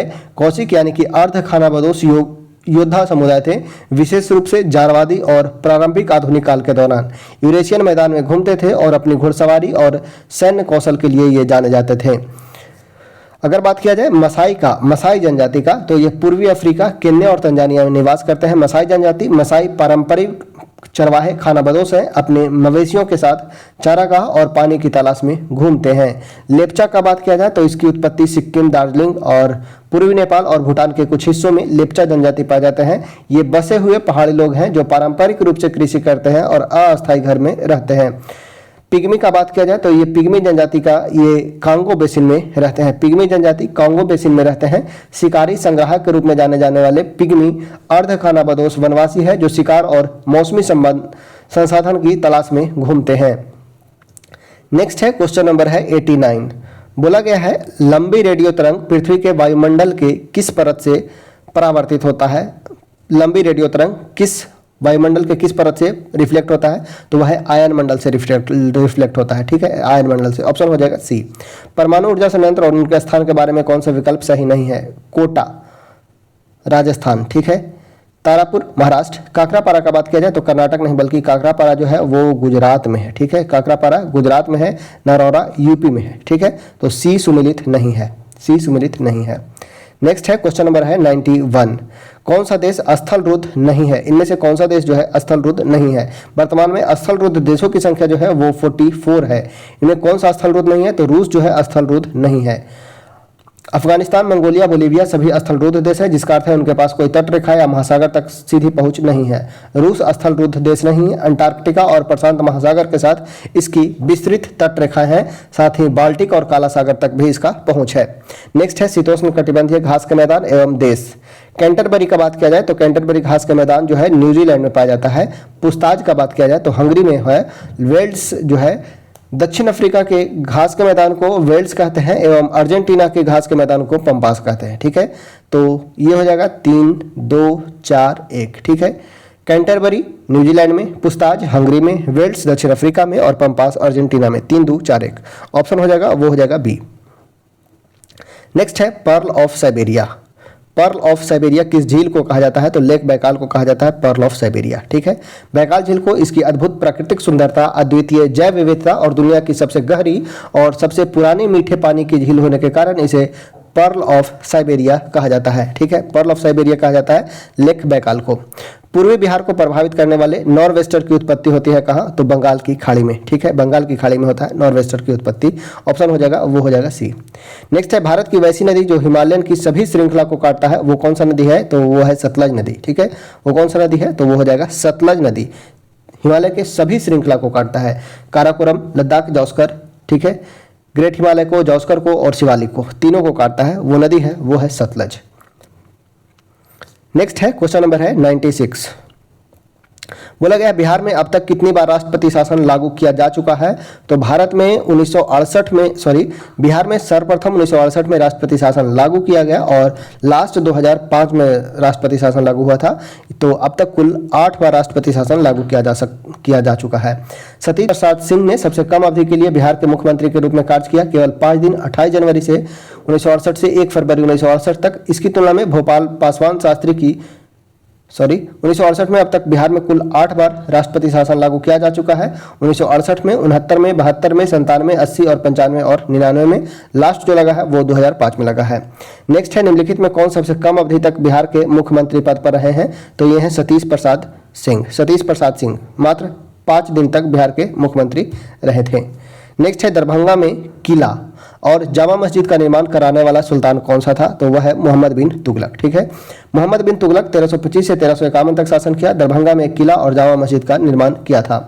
शिशुनाग ने किसे पराजित कर शिशुनाग वंश की स्थापना किया था। तो नाग दशक को पराजित किया था। ठीक है, नाग दशक को।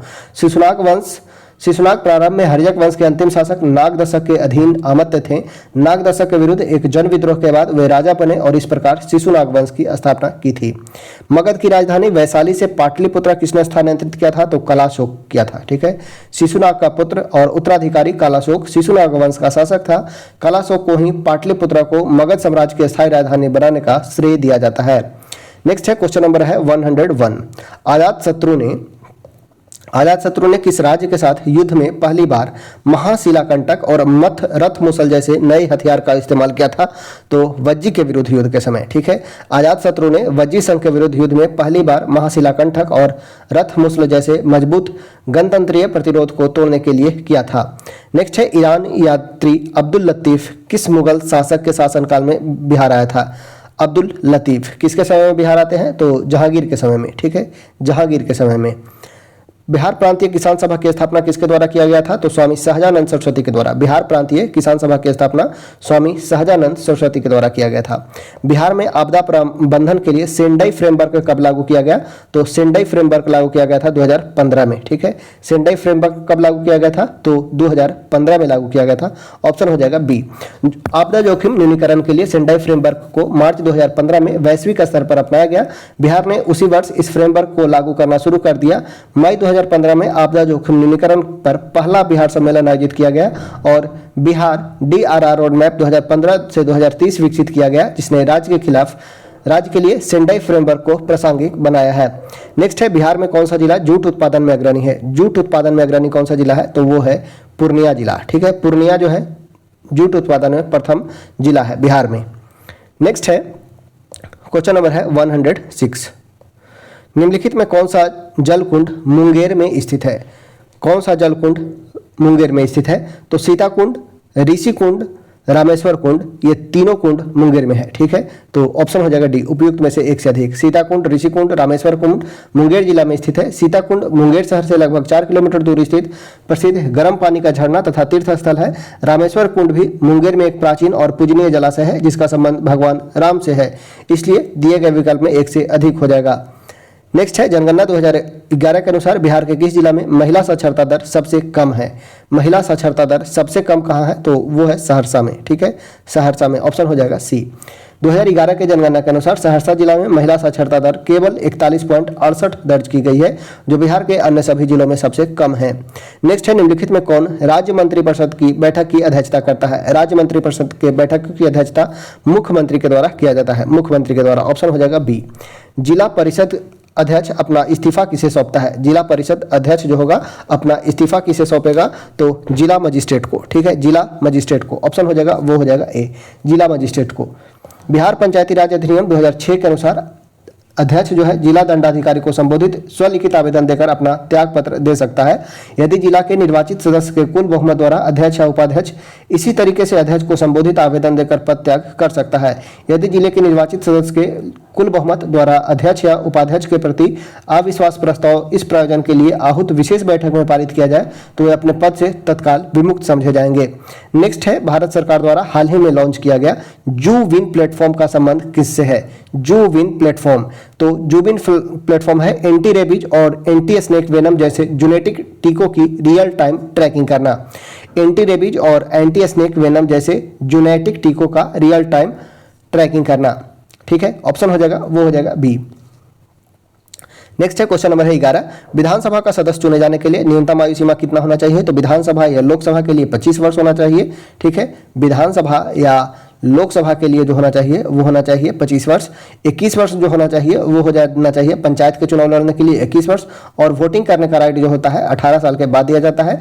30 साल जो होता है वो विधान परिषद और राज्यसभा के लिए होता है 30 साल, राज्यसभा और विधान परिषद के लिए 30 साल। वही 35 साल है वो गवर्नर और प्रेसिडेंट के लिए जो मिनिमम एज क्राइटेरिया है वो 35 ईयर है।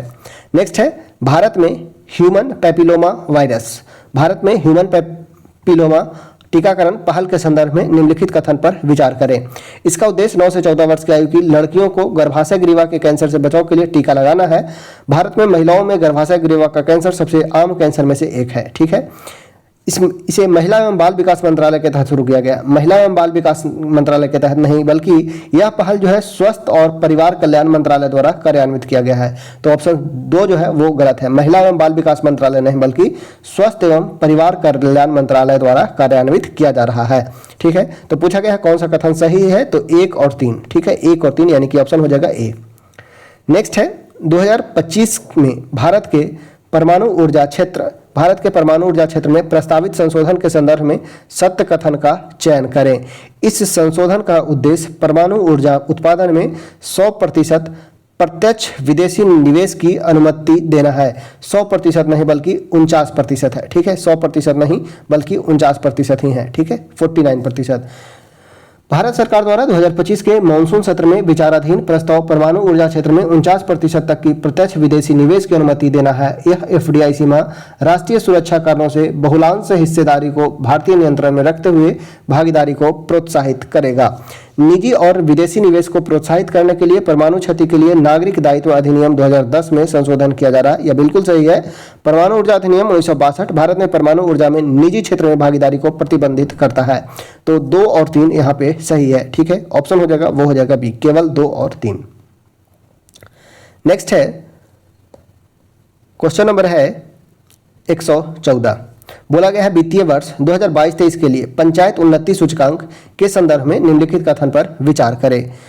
यह सूचकांक पंचायती राज मंत्रालय द्वारा प्रकाशित किया गया है। बिल्कुल सही है। गुजरात सर्वश्रेष्ठ श्रेणी वाले राज्यों में प्रथम स्थान पर है।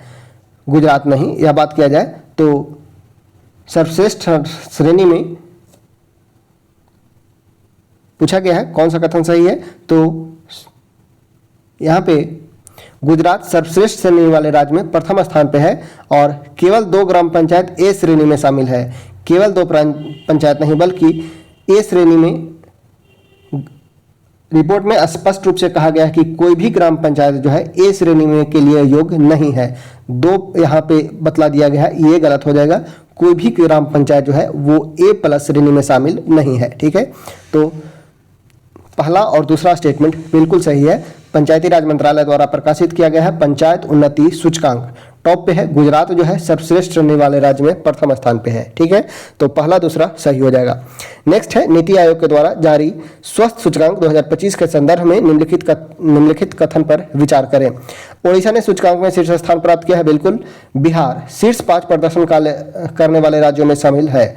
बिहार जो है शीर्ष 5 प्रदर्शन करने वाले राज्य में शामिल नहीं है। ठीक है, इसका बिहार का स्थान जो है वो है 13th। ठीक है, 13वां स्थान है, ना कि शीर्ष 5 में है। ठीक है, तो 2 स्टेटमेंट गलत है।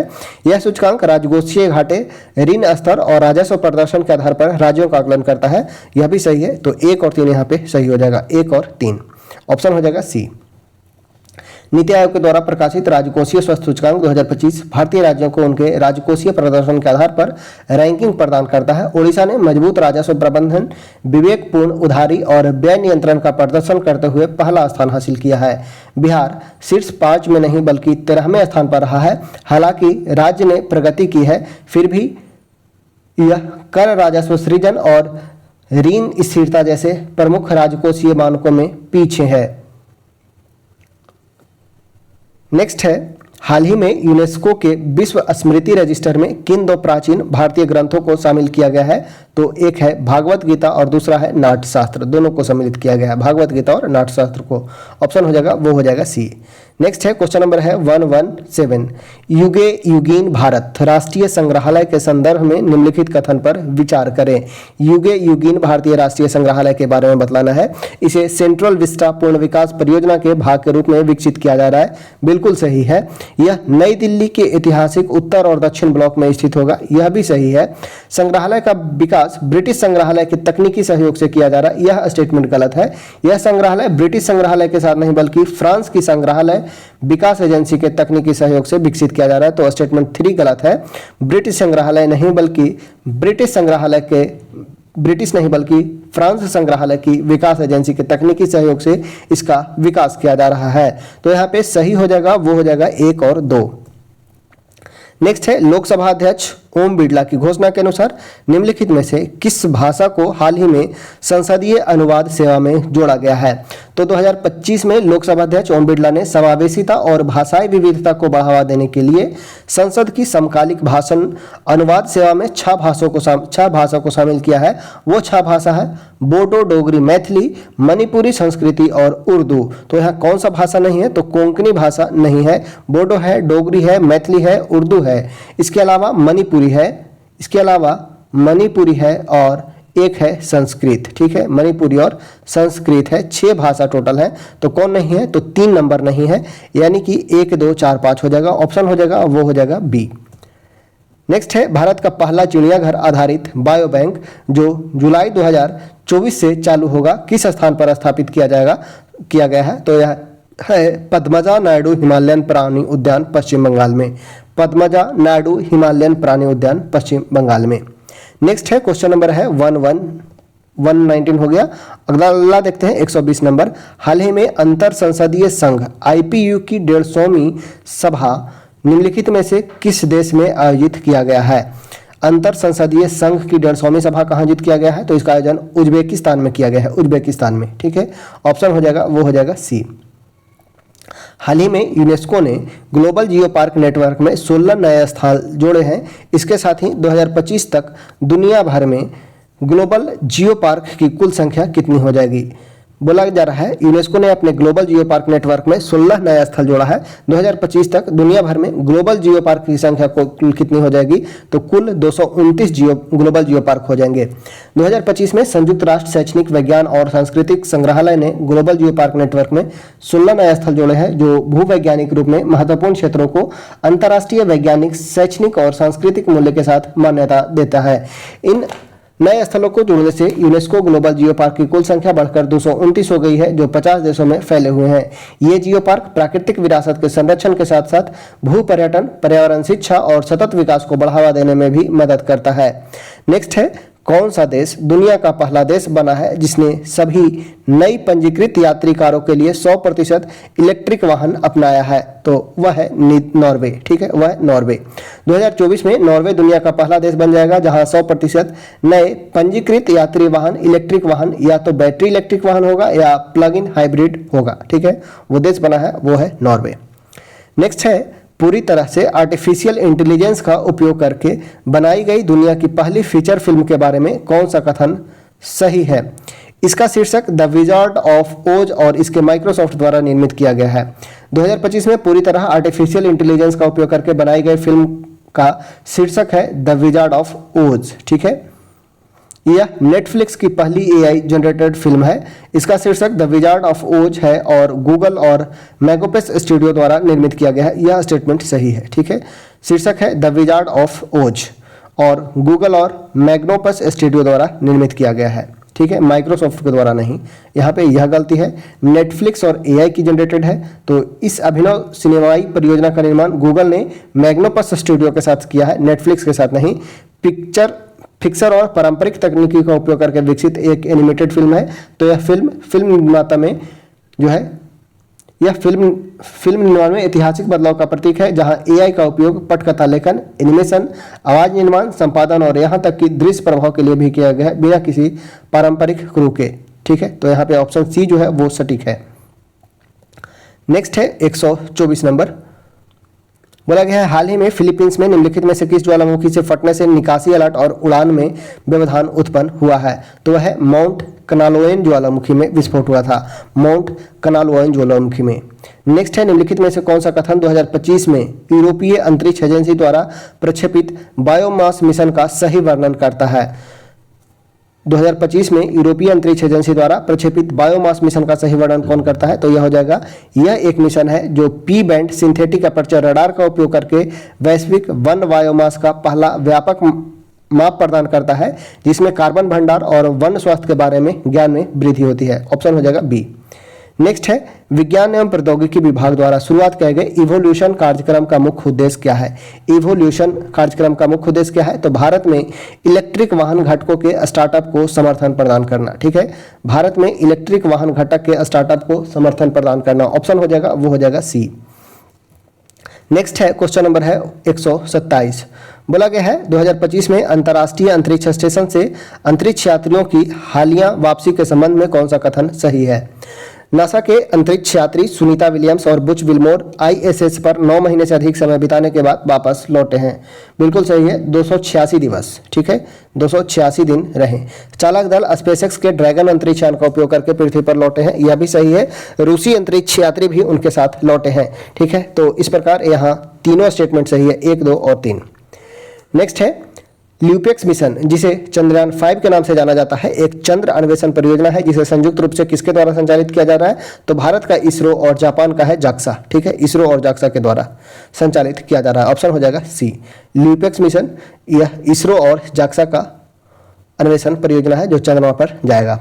नेक्स्ट है भारत एआई मिशन के तहत लॉन्च किए गए भारत एआई कंप्यूट पोर्टल का प्राथमिक उद्देश्य क्या है? एआई मिशन के तहत लॉन्च किए गए भारत एआई कंप्यूट पोर्टल का प्राथमिक उद्देश्य क्या है?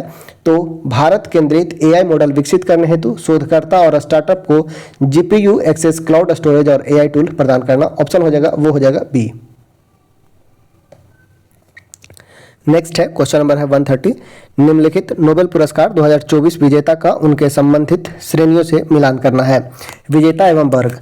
निहोन हिदानकियों का बात किया जाए, निहोन हिदानकियों का, तो निहान होदेनको को शांति के क्षेत्र में अवार्ड दिया गया है और ये निहान होदेनको संगठन ये जापान का है और इन्हें शांति के क्षेत्र में नोबेल अवार्ड दिया गया है। हांगकांग का बात किया जाए, हांगकांग का, तो इन्हें साहित्य के क्षेत्र में सम्मान नोबेल अवार्ड दिया गया है हांगकांग को और इनका संबंध है दक्षिण कोरिया से। जॉन जैम्पर का बात किया जाए, जॉन जैम्पर को, तो रसायन विज्ञान के क्षेत्र में जॉन जैम्पर को अवार्ड दिया गया है। इनके अलावा रसायन विज्ञान में एक है जॉन जैम्पर, एक है डेविड बेकर और एक है डेमिस हसाबिस। ठीक है, तो रसायन विज्ञान में 3 जॉन जैम्पर, डेविड बेकर और डेमिस हसाबिस को अवार्ड दिया गया है। डोरान एसमोग्लू का अर्थशास्त्र के क्षेत्र में अवार्ड दिया गया है। इसके अलावा डोरान एसमोग्लू के अलावा साइमन जॉनसन और जेम्स ए रॉबिन्सन को अर्थशास्त्र के क्षेत्र में अवार्ड दिया गया है। तो यहाँ पे हो जाएगा, वो हो जाएगा 2, 1, 3, 4। ठीक है, 2, 1, 3, 4 ऑप्शन हो जाएगा, वो हो जाएगा ए। नेक्स्ट देखते हैं क्वेश्चन नंबर है 132। आईसीसी पुरस्कार 2024 के संबंध में निम्नलिखित कथन पर विचार करें। बोला गया है आईसीसी 2024 के संबंध में निम्नलिखित कथन पर विचार करें। जसप्रीत बुमराह आईसीसी पुरुष क्रिकेट ऑफ द ईयर और आईसीसी पुरुष क्रिकेट ऑफ द ईयर दोनों पुरस्कार चुने गए हैं। ठीक है, जसप्रीत बुमराह आईसीसी पुरुष क्रिकेटर ऑफ द ईयर और आईसीसी पुरुष test cricketer of the year दोनों अवार्ड मिला है जसप्रीत बुमराह को। ठीक है, ICC cricketer of the year और test cricketer of the year दोनों अवार्ड दिया गया है जसप्रीत बुमराह को। स्मृति मंधाना आईसीसी महिला T20 cricketer of the year घोषित की गई है। स्मृति मंधाना को आईसीसी महिला ODI cricketer of the year चुना गया है। ठीक है, आईसीसी महिला T20 cricketer of the year मेली केयर को चुना गया है। ठीक है, स्मृति मंधाना ही बल्कि मेली केयर को चुना गया है आईसीसी महिला T20 cricketer of the year. Smriti Mandhana को क्या दिया गया है? तो स्मृति मंधाना आईसीसी महिला ODI cricketer of the year का पुरस्कार जीती है। न्यूजीलैंड के अमेलिया केर ने आईसीसी महिला क्रिकेटर ऑफ द ईयर और आईसीसी महिला T20 cricketer of the year का पुरस्कार जीता है। इंग्लैंड के रिचर्ड इल्विंगवर्थ को ICC umpire of the year का पुरस्कार मिला है। तो यहाँ पे 1, 3 और 4 तीनों सही है, 1, 3 और 4, 2 गलत है, ठीक है, 2 हमारा जो है वो गलत है। ऑप्शन हो जाएगा वो हो जाएगा ए। नेक्स्ट है क्वेश्चन नंबर है 132। बोला गया है निम्नलिखित में से कौन सा कथन सही है, कौन सा कथन सही है। मिस वर्ल्ड 2025 हैदराबाद भारत में आयोजन किया गया, ठीक है, कथन एक सही है। मिस वर्ल्ड 2025 हैदराबाद में आयोजन किया गया, यह भारत में हुआ था।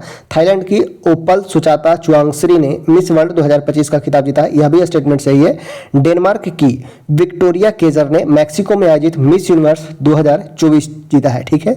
मिस वर्ल्ड जो बनी है ओपल सुचाता चुआंगश्री और विक्टोरिया केजर जो बनी है मिस यूनिवर्स बनी है। नंदिनी गुप्ता ने मिस यूनिवर्स 2024 में भारत का प्रतिनिधित्व किया। नंदिनी गुप्ता नहीं, यह नंदिनी गुप्ता ने मिस वर्ल्ड में भारत का प्रतिनिधित्व किया था, मिस यूनिवर्स में नहीं, ठीक है।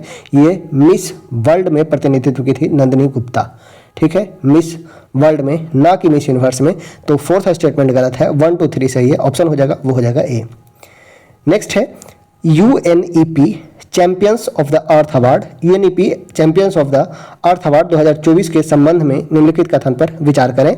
भारतीय पर्यावरणविद माधव गाडगिल को यूएनईपी से अर्थ लाइफ टाइम अचीवमेंट अवार्ड मिला, बिल्कुल सही है। UNEP champions of the earth award को संयुक्त राष्ट्र द्वारा सर्वोच्च पर्यावरण सम्मान माना जाता है, यह भी सही है, ठीक है। तो दोनों स्टेटमेंट यहाँ पे सही है, ऑप्शन हो जाएगा सी।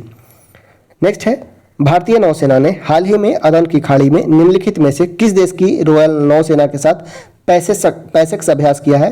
तो न्यूजीलैंड की नौसेना के साथ किया है। पैसेक्स युद्ध अभ्यास किसके साथ किया है, भारतीय नौसेना ने, तो पैसेक्स किया है न्यूजीलैंड की नौसेना के साथ। ऑप्शन हो जाएगा वो हो जाएगा सी, पैसेक्स किया है न्यूजीलैंड की नौसेना के साथ। नेक्स्ट है क्वेश्चन नंबर है 135। राष्ट्रीय खेल पुरस्कार के संबंध में निम्नलिखित कथन पर विचार करें। डी गुकेश शतरंज में अपनी उपलब्धि के लिए मेजर ध्यानचंद खेल रत्न पुरस्कार प्राप्त करने वाले में से एक हैं, बिल्कुल सही है। डी गुकेश को शतरंज में उनकी उत्कृष्टता के लिए 2024 में मेजर ध्यानचंद खेल रत्न अवार्ड दिया गया है। मेजर 2024 में कुल 32 खिलाड़ियों को अर्जुन पुरस्कार मिला है, जिनमें शारीरिक रूप से सक्षम और पैरा खेल दोनों श्रेणियों में शामिल है, यह भी सही है। हरमनप्रीत कौर को महिला हॉकी में उनके प्रदर्शन के लिए खेल रत्न अवार्ड दिया गया है। खेल रत्न अवार्ड हॉकी के में खेल रत्न पुरस्कार हरमनप्रीत सिंह को दिया गया है, ना कि हरमनप्रीत कौर को, ठीक है। हरमनप्रीत कौर को नहीं बल्कि हरमनप्रीत सिंह को दिया गया है। तो तीसरा स्टेटमेंट सही है। पूछा गया है कौन सा कथन सही है, तो 1 और 2 दोनों सही है, ऑप्शन हो जाएगा वो हो जाएगा ए। नेक्स्ट है पद्म पुरस्कार 2025 के संबंध में निम्नलिखित कथन पर विचार करें। पद्म पुरस्कार 2025 में कुल 139 पद्म पुरस्कार की घोषणा की गई, जिसमें पद्म विभूषण, पद्म भूषण और पद्मश्री शामिल है, बिल्कुल सही है। पद्म विभूषण की संख्या 7 है, पद्म भूषण 19 और पद्मश्री 113 दिया गया, ठीक है। बिहार की प्रसिद्ध शास्त्रीय गायिका शारदा सिन्हा को मरणोपरांत पद्म भूषण पुरस्कार दिया गया। पद्म भूषण नहीं बल्कि इन्हें पद्म विभूषण दिया गया था, तो सेकंड स्टेटमेंट हमारा गलत है। जापान के व्यवहार और उद्योग जगत की प्रमुख हस्ती ओसामू सुजुकी को मरणोपरांत पद्म विभूषण से सम्मानित किया गया, तीसरा स्टेटमेंट भी सही है, ठीक है। तो यहाँ पे पूछा गया कौन सा कथन सही है, तो 1 और 3 सही हो जाएगा। 2 इन्हें पद्म भूषण नहीं बल्कि पद्म विभूषण दिया गया है, ठीक है। बिहार के प्रसिद्ध लोक गायिका शारदा सिन्हा को पद्म विभूषण मरणोपरांत दिया गया है, पद्म भूषण नहीं। नेक्स्ट है क्वेश्चन नंबर है 137। बोला गया है हाल ही में कौन सा देश आर्टेमिस समझौता का 54वां हस्ताक्षरकर्ता बना है, जिसने नासा के सहयोग से शांतिपूर्ण और सतत अंतरिक्ष अन्वेषण के लिए प्रतिबद्धता जताई है। तो वह देश है बांग्लादेश, ठीक है, बांग्लादेश। ऑप्शन जो हो जाएगा वो हो जाएगा सी। नेक्स्ट है भारत में साहित्य पुरस्कार के संबंध में निम्नलिखित कथन पर विचार करें। छत्तीसगढ़ के पहले लेखक विनोद कुमार शुक्ल को 59वें ज्ञानपीठ पुरस्कार से सम्मानित किया गया, बिल्कुल सही है। साधु भद्रेश दास को मलयालम भाषा में उनकी रचना रौद्र सात्विकम के लिए सरस्वती सम्मान दिया गया है, यह गलत है, ठीक है। पुष्पा भारती को उनकी हिंदी रचना यादें यादें और यादव के लिए व्यास सम्मान दिया गया है, तो यह भी स्टेटमेंट सही है। तो 1 और 3 सही हो जाएगा, ठीक है। सरस्वती सम्मान यह 34वां नंबर का है और महामतवाद साधु भद्रदास दास को उनके संस्कृत कार्य स्वामी नारायण सिद्धांत सुधा के लिए प्रदान किया गया है। यहाँ लिखा गया है सरस्वती सम्मान दिया गया मलयालम भाषा के लिए, जो गलत है, ठीक है। तो 2 स्टेटमेंट गलत है, केवल 1 और 3 सही है। नेक्स्ट है क्वेश्चन नंबर है 139। वर्ष 2024 में भारत द्वारा हस्ताक्षरित प्रमुख समझौता ज्ञापन के संबंध में निम्नलिखित कथन पर विचार करें। भारत ने लिथियम अन्वेषण और खनन के क्षेत्र में सहयोग के लिए अर्जेंटीना के साथ समझौता पर हस्ताक्षर किया है। बिल्कुल सही है। भारत ने गुजरात के लोथल में एक समुद्री विरासत परिसर के विकास के लिए वियतनाम के साथ समझौते पर हस्ताक्षर किया है। यह भी स्टेटमेंट सही है, यानी कि 1 और 2 दोनों सही है। नेक्स्ट है क्वेश्चन नंबर है 140। निम्नलिखित चक्रवात का उनके संबंधित प्रभावित क्षेत्र से मिलान करें। चक्रवात शक्ति का बात किया जाए तो यह बंगाल की खाड़ी में भारत के पूर्वी तट पर आया। चक्रवात शक्ति का संबंध है बंगाल की खाड़ी से और भारत की पूर्वी तट, जो भारत का पूर्वी तट है। चक्रवात दाना का बात किया जाए तो उड़ीसा और पश्चिम बंगाल रहा प्रभावित चक्रवात दाना से। टाइफून यागी का बात किया जाए, टाइफून यागी, तो टाइफून यागी आया म्यांमार, लाओस और वियतनाम प्रभावित क्षेत्र रहा है। टाइफून क्रैथॉन का बात किया जाए तो टाइफून क्रैथॉन से ताइवान और फिलीपींस देश प्रभावित रहा है। तो 2, 1, 3 और 4 हो जाएगा। 2, 1, 3, 4 यानी कि ऑप्शन नंबर हो जाएगा, वो हो जाएगा ए। 2, 1, 3, 4 ऑप्शन हो जाएगा ए।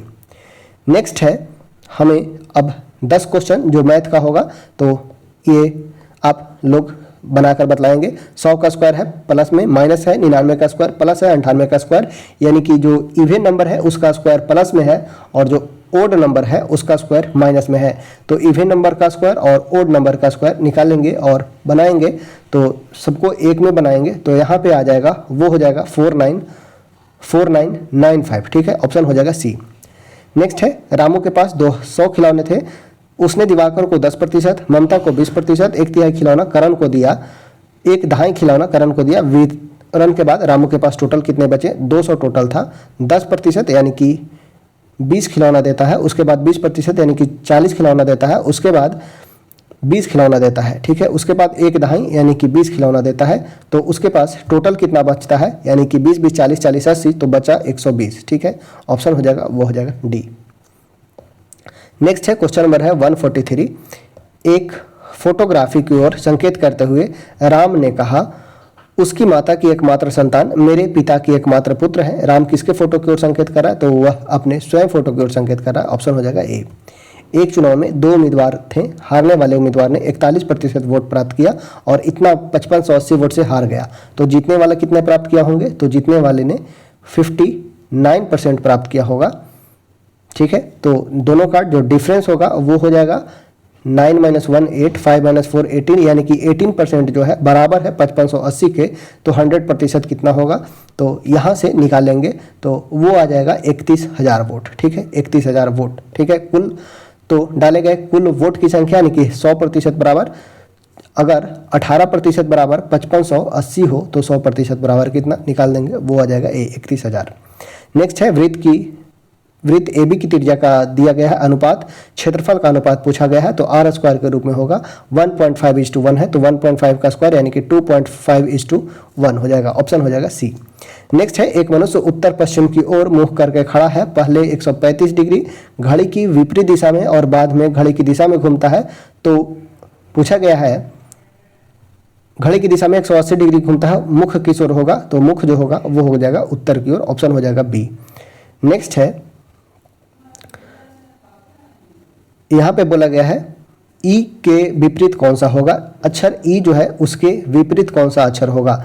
तो यदि हम यहाँ पे देखते हैं A, B, C और A, F, D, तो C का अपोजिट D हो जाएगा, B का F हो जाएगा और A का जो अपोजिट होगा वो हो जाएगा E। E के अपोजिट A हो जाएगा, E के पूछा गया था तो वो हो जाएगा A, यानी कि ऑप्शन A।